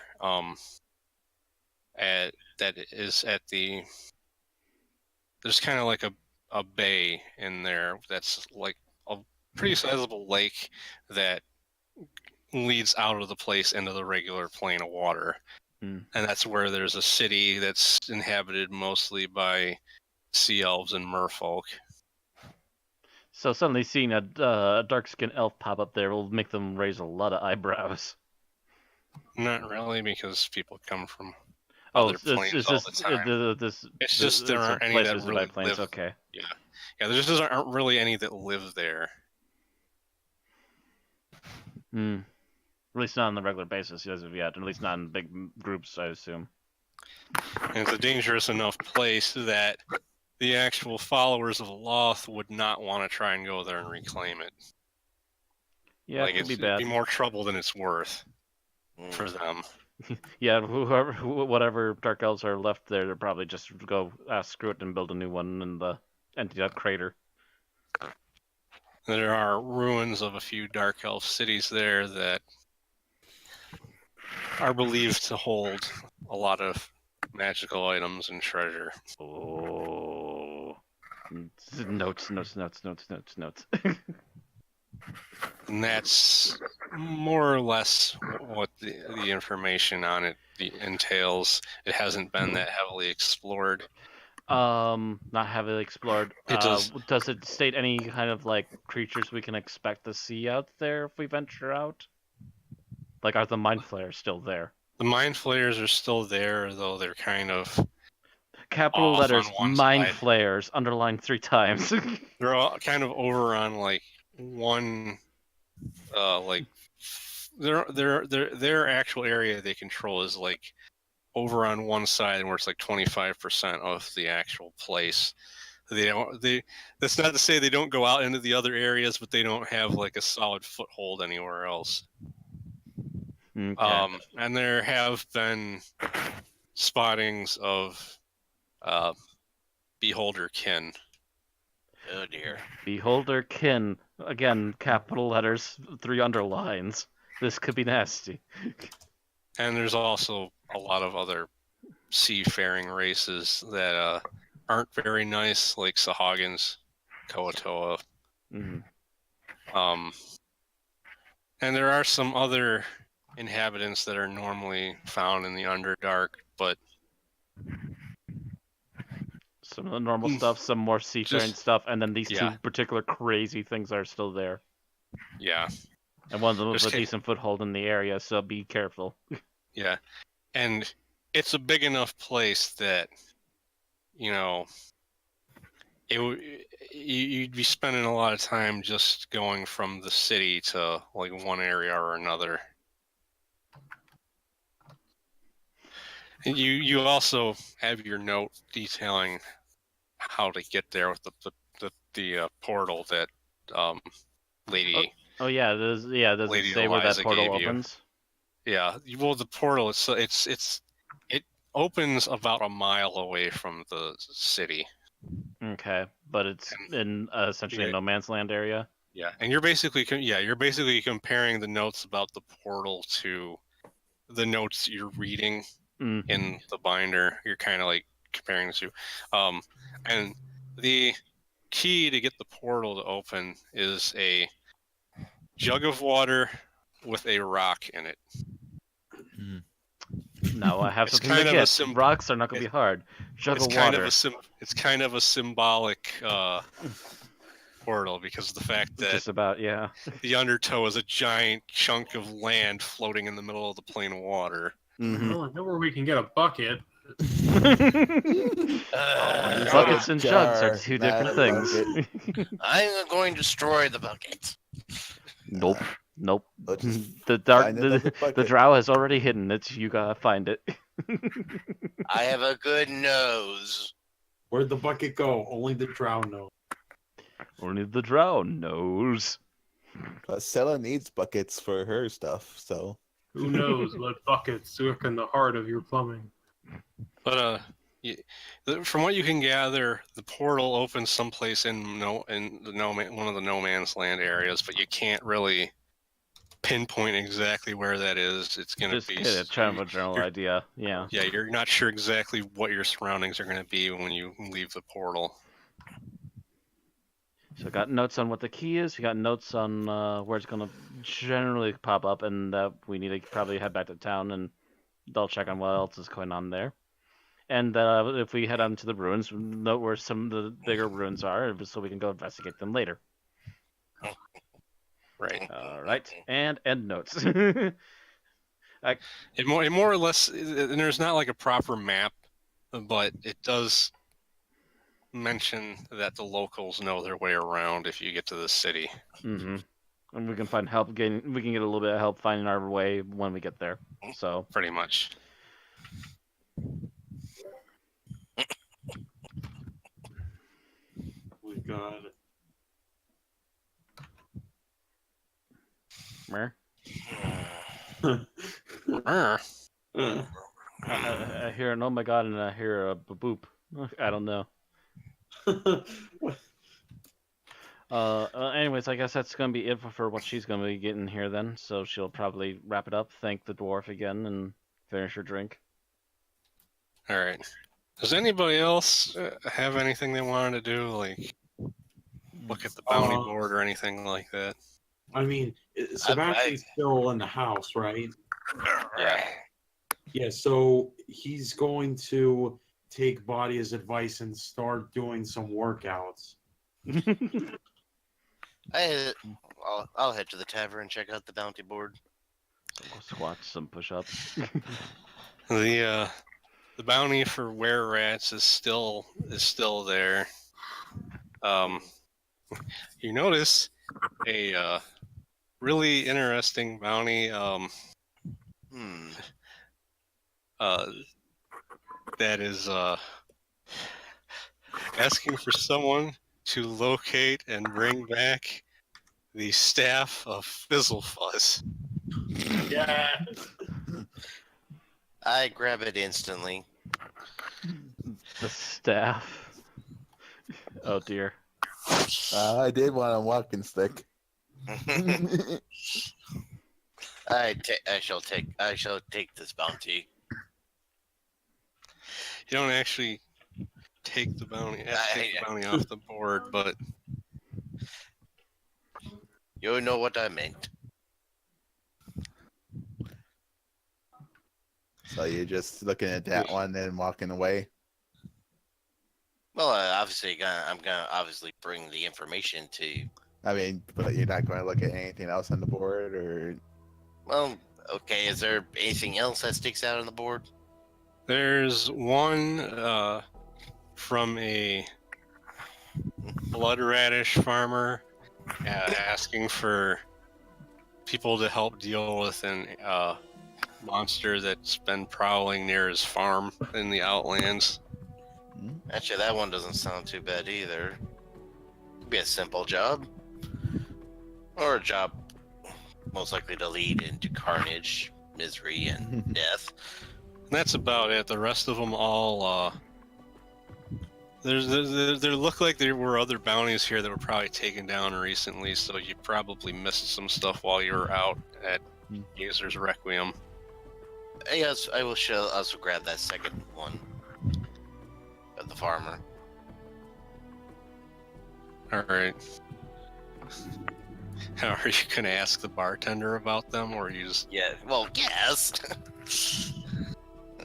Yeah. Well, obviously, the one for the farmer actually has directions, you know, to where the farm is in the Outlands. The other one, though, you ask the half-elf bartender about the Fizzle Fuzz staff one, which just a small reminder, especially because we might have new viewers now. Fizzle Fuzz is a character from a previous campaign that got the whole party wiped. This party came across his corpse and it had turned into a zombie, and one of our party members shoved his shillelagh where the sun don't shine after they defeated him. Needless to say, he was not liked by the family. So he's the object that the bounty board is asking for is probably going to be pretty dirty if they retrieve it. But I do have a recall we zombie do know the gnome way to get in attached to there. It was just a piece of cheese or a piece of moldy cheese, and we had to Yeah, go a piece to of the moldy gateway. cheese was the key to open the gateway. You approach the bartender, and before you get to him, suddenly there's a puff of smoke in front of you. Standing there is a bearded old man wearing a red robe. And he's gazing at you, and he says, "I see you've taken my bounty." Call me intrigued. He says, "I want the staff of this gnome named Fizzlefuzz because his very existence is an insult to my name. Why is My name is Fizzlefuzz. He stole my name." How does one steal thy name? Well, you see, you take a magical gem and you suck out the person's name and then you put it in a box. No, I just mean he copied my name, you idiot. Oh. I'm just like, while scratching the back of my mane. to be fair, I was starting to buy it for a second there. I'm starting to wonder. I was wondering where you're going with that. That was perfect. He was a crazy gnome that thought he was a leprechaun. He heard my name, decided he liked it, and kept using it for himself. Now a bunch of people think I'm a crazy gnome with a shillelagh. Well, I can definitely say you do not look like a gnome.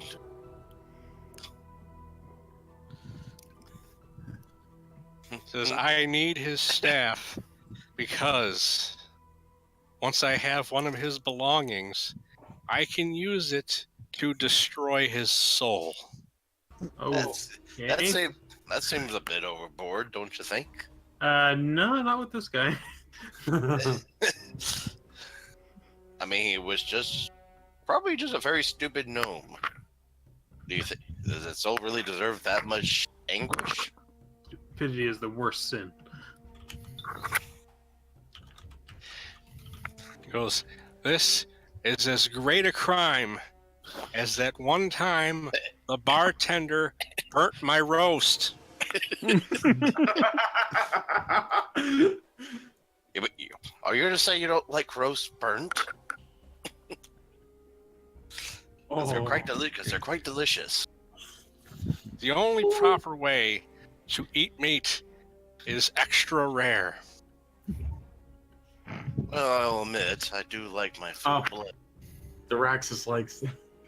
I'm just going to point out that I am literally ad-libbing all of this. I'm pretty sure. To be fair, you're doing pretty well, especially on that joke. You That take was his perfectly- magic gem and you suck up the name and put it up on. No, he just lied and kept using my name, you asshole. that was perfectly timed.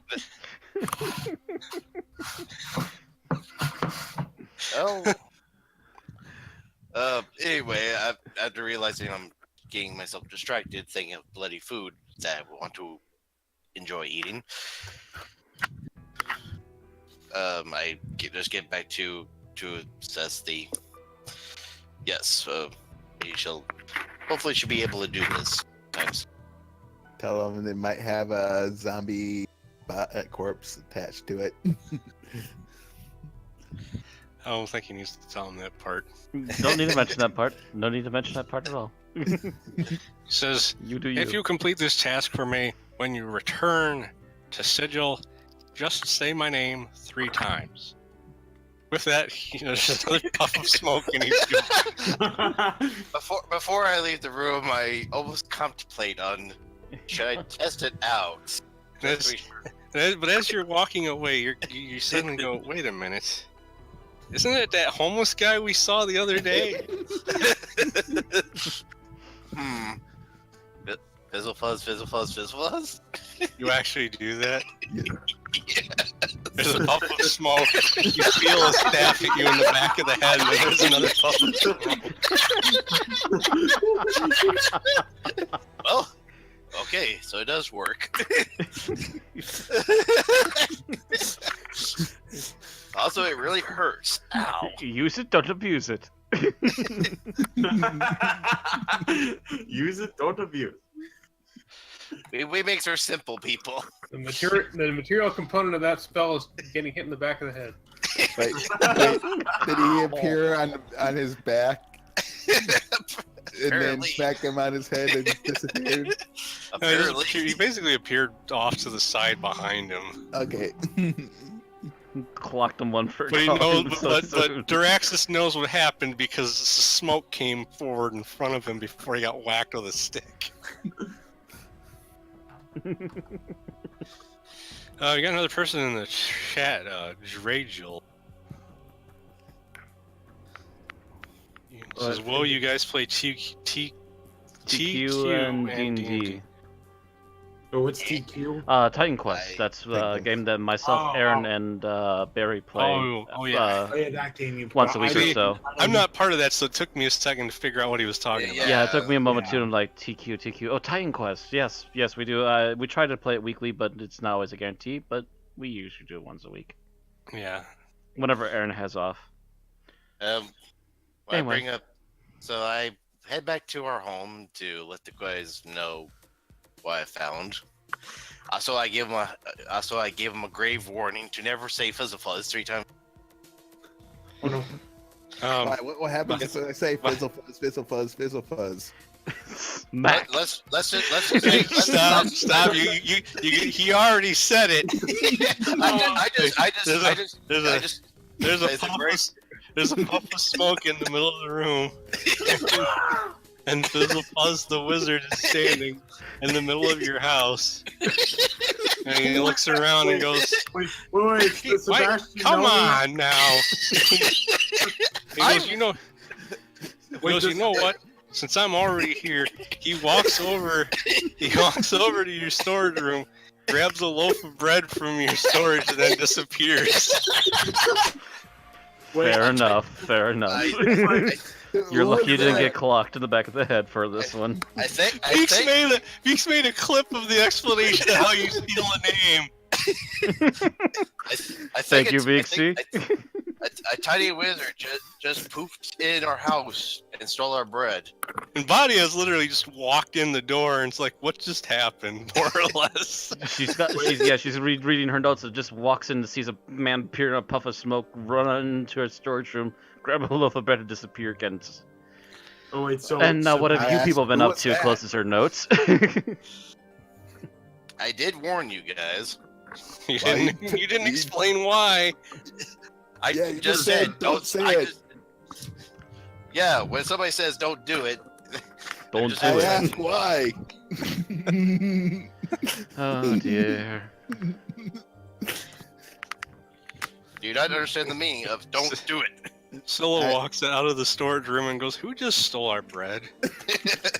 a tiny man. He's not actually that tiny. He's Okay. a regular So- human. An old weird man guy in with a a robe. teleportation spell, apparently.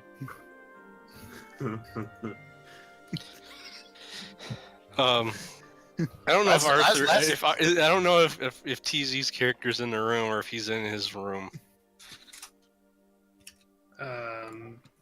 Well, if they're all talking and like yelling at each other, and this guy's getting beat up, he'd probably come out and investigate it. So you basically just missed Fizzle Fuzz, and I'm sure Sebastian's probably wandered in by now, wondering if that was Hercules he saw. I was gonna say like he comes in and he's like he's sweaty because he just worked out and he's like, what the hell just happened? Hey, just missed Hercules. Kidding. I said Fizzle Plus 3 times, and all of a sudden this guy in a robe came in and stole some bread and left. It's like for some And this was- reason And that only happened because after I warned him not to do it. Well, you said don't say it, and I said, why shouldn't we say it? say what? Fizzle Don't say Fuzz, Fizz. Fizzle Fuzz, Fizzle Fuzz. Oh This is not. What happens this? And What happens the this? mouth puffs open again. no! What happens this time? Wait, There's a puff of smoke, and then in the middle of the room, there's a piece of toast with butter on it. and then Sebastian's like he does that thing from the Hunchback of Notre Dame where he's like witchcraft. So wait, the puff of smoke appeared and then just a piece of toast fell in.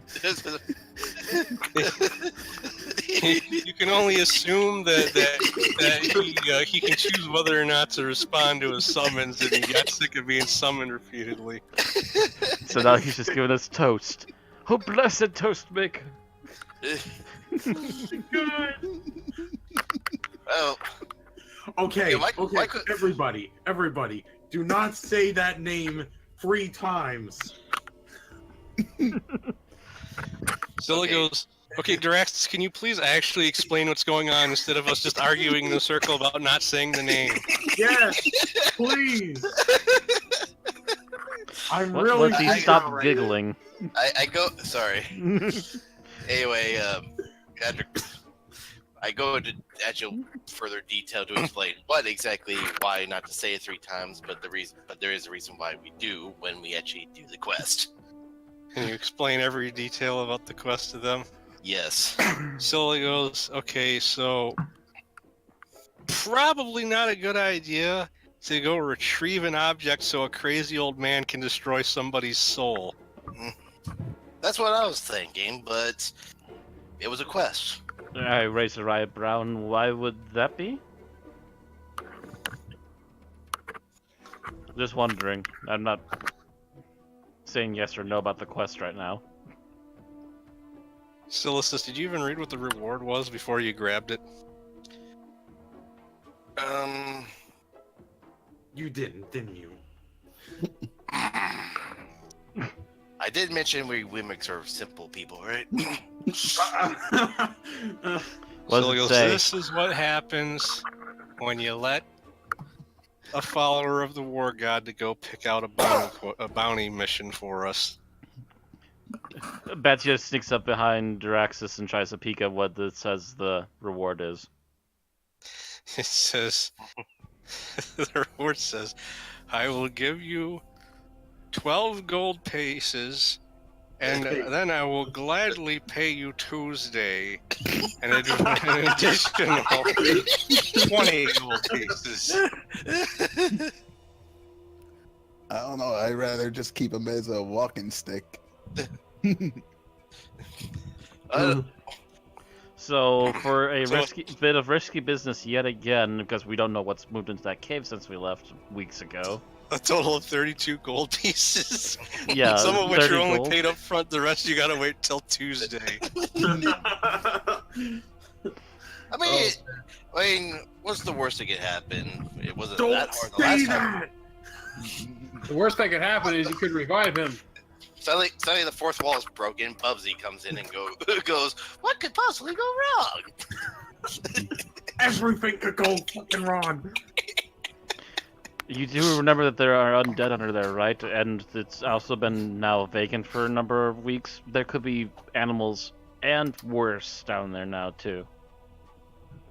For 32, yeah, Scylla says, for 32 gold pieces, I don't think it's worth the effort. Hmm. What's the other one Well- you got?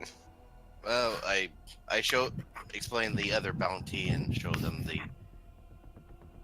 The one about the farm. Mhm. That is the blood radish farm in the Outlands that's been having trouble with monsters. What's it? This one sounded, also sounded pretty simple, but They're offering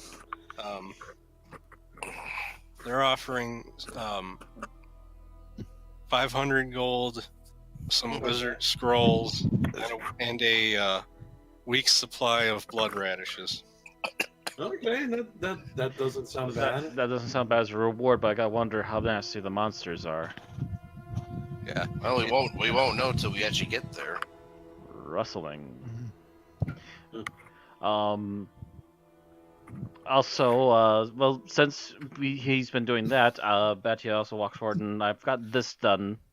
She flips open a little notebook and she starts going through what she's figured out about Undertow. It's a teleport section of a bit of the Underdark from another plane. There are still mind flares there. The drow that were there are gone. There are a number of sea elves that live there, as well as some other aquatic races, not all of them friendly. Some of them are out in the no man's land in the wild, which is where we will be teleporting in about a mile away from town. Once we get to the city, we can get more answers as to where the location of things are going to be. And supposedly there are many, many rumors about riches and magical items and so forth that are still lost in the ruined drow cities within Undertow. And I keep close hearing notebook. Undertale. Huh? I keep hearing Undertale instead of Undertow. Undertow. The Undertow. No, we're not gonna go fight papyrus. Scylla points out that if we do decide to go explore that place, she could always go through the portal a couple minutes before everybody in case the portal opens in an area of water so she can get people to safety once they come through. Yeah, that That's wouldn't true. be We bad. don't know if it's going to be in a pond, if it's going to be on a riverbed, or what it's going to pop up on.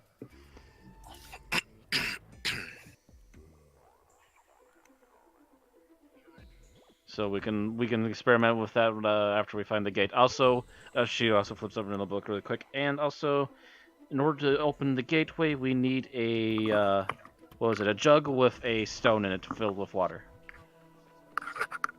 That sounds easy to get.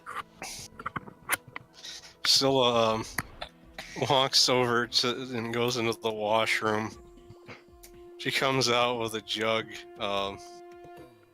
and picks up just like a piece of rock that was on the ground because the place is still kind of a mess since you guys took it over. Like, it's mostly cleaned up, but there's still stuff that hasn't been picked up because you've been repeatedly leaving to adventure, and she just drops it in the jug. We have a key. Spush, we have a key. Cork.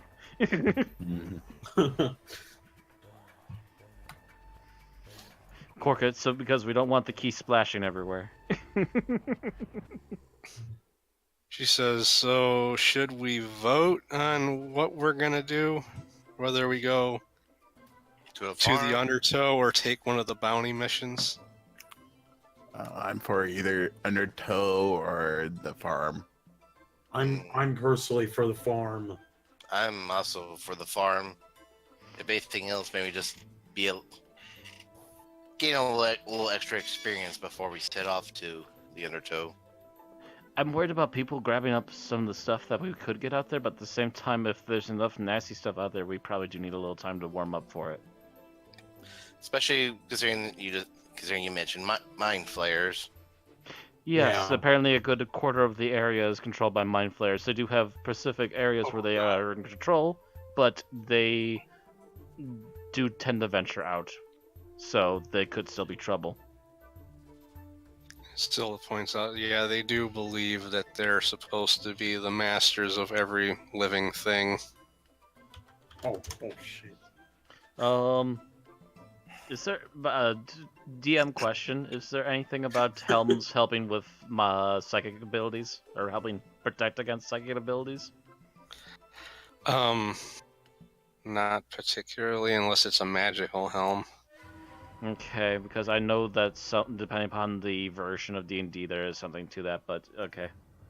It has to be made of tinfoil. I mean, the thing is, if you're wearing a helmet, it'd be a lot harder for a mind flayer to try and eat your brain. True. That's all they want to do. It's not like they're going to eat your eyes. Well, it wants to eat your brain, leave you a mindless zombie, and do whatever the hell it wants to with you, apparently. Well, they probably think they're doing Depending upon the mind flayer, you could do less things or worse things. If anything, they probably think they're doing it for us because they think it's for the best of us, or for the merit.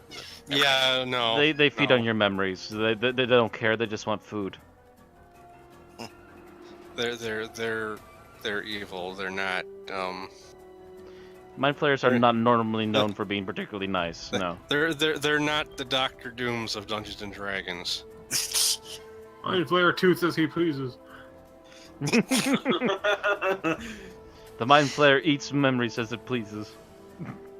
So, I'm assuming it means pretty much everybody said the farm then. So For the most part. that will be yeah.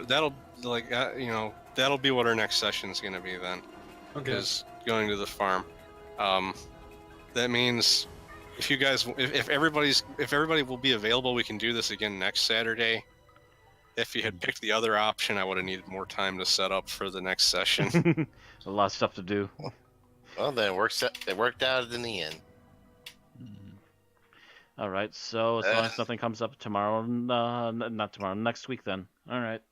Yeah. Okay. Well, I suppose if anything else, if we never do the quest, we still have the ability to call a wizard by saying Fizzle his name fuzz, three fizzle times. fuzz, fizzle fuzz. Not again! Fizzle fuzz, fizzle fuzz, fizzle fuzz. A puff of smoke appears, and both of you get your heads smacked. Ow! I wasn't saying it in character. It still happens anyway. No, smack you. You could always try going back to Gazer's Requiem and then summoning Fizzlefuzz to defeat the devils.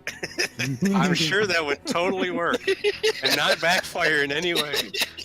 He teleports in and looks around. Oh, holy shit! Oh, Hey, it's my boys! If there was a safe state, I almost would be tempted to do it. So yeah, we might as well just crumple up that note and toss it because yeah, it is.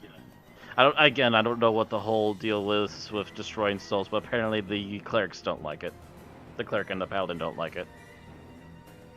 Right. You crumple, and not only that, it's not worth the money. Like, unless you're hoping there's something else you'll find out there. Not particularly, not that I'm aware of. We kind of scoured that place as it was. You crumple up the note, and you go to throw it over your shoulder, and then suddenly it stops in midair, uncrumples, and flies out the door. Oh. Yeah, that makes me Oh, raise even that's more a pain. questions. Yeah, I'm glad we're not doing that one now. We still have his magic words. No. The note just literally flew out the door. Alrighty, so I guess that's gonna be it for tonight then. One other small note. Yeah. I forgot about this earlier when I mentioned Whistletip's note about the fact that he left. There's also a green gem and a note saying, use this to contact Xantok if you need to. Xantok? What was that again? The wizard that sent you to the cave to get the belt that turned himself into a girl. Oh, Oh. okay. Okay. He secretly gave that to Whistletip, but Whistletip doesn't have a use for it anymore. So we do have a wizard we can talk to then if we really need something. Okay. Yeah. Alright, so I guess that's gonna be it for the stream then. So thank Yep. you all for watching. See you later, Vixie. Goodbye, new people. Goodbye, watchers. Thank you, and we'll see you next time. Bye. Bye. Bye.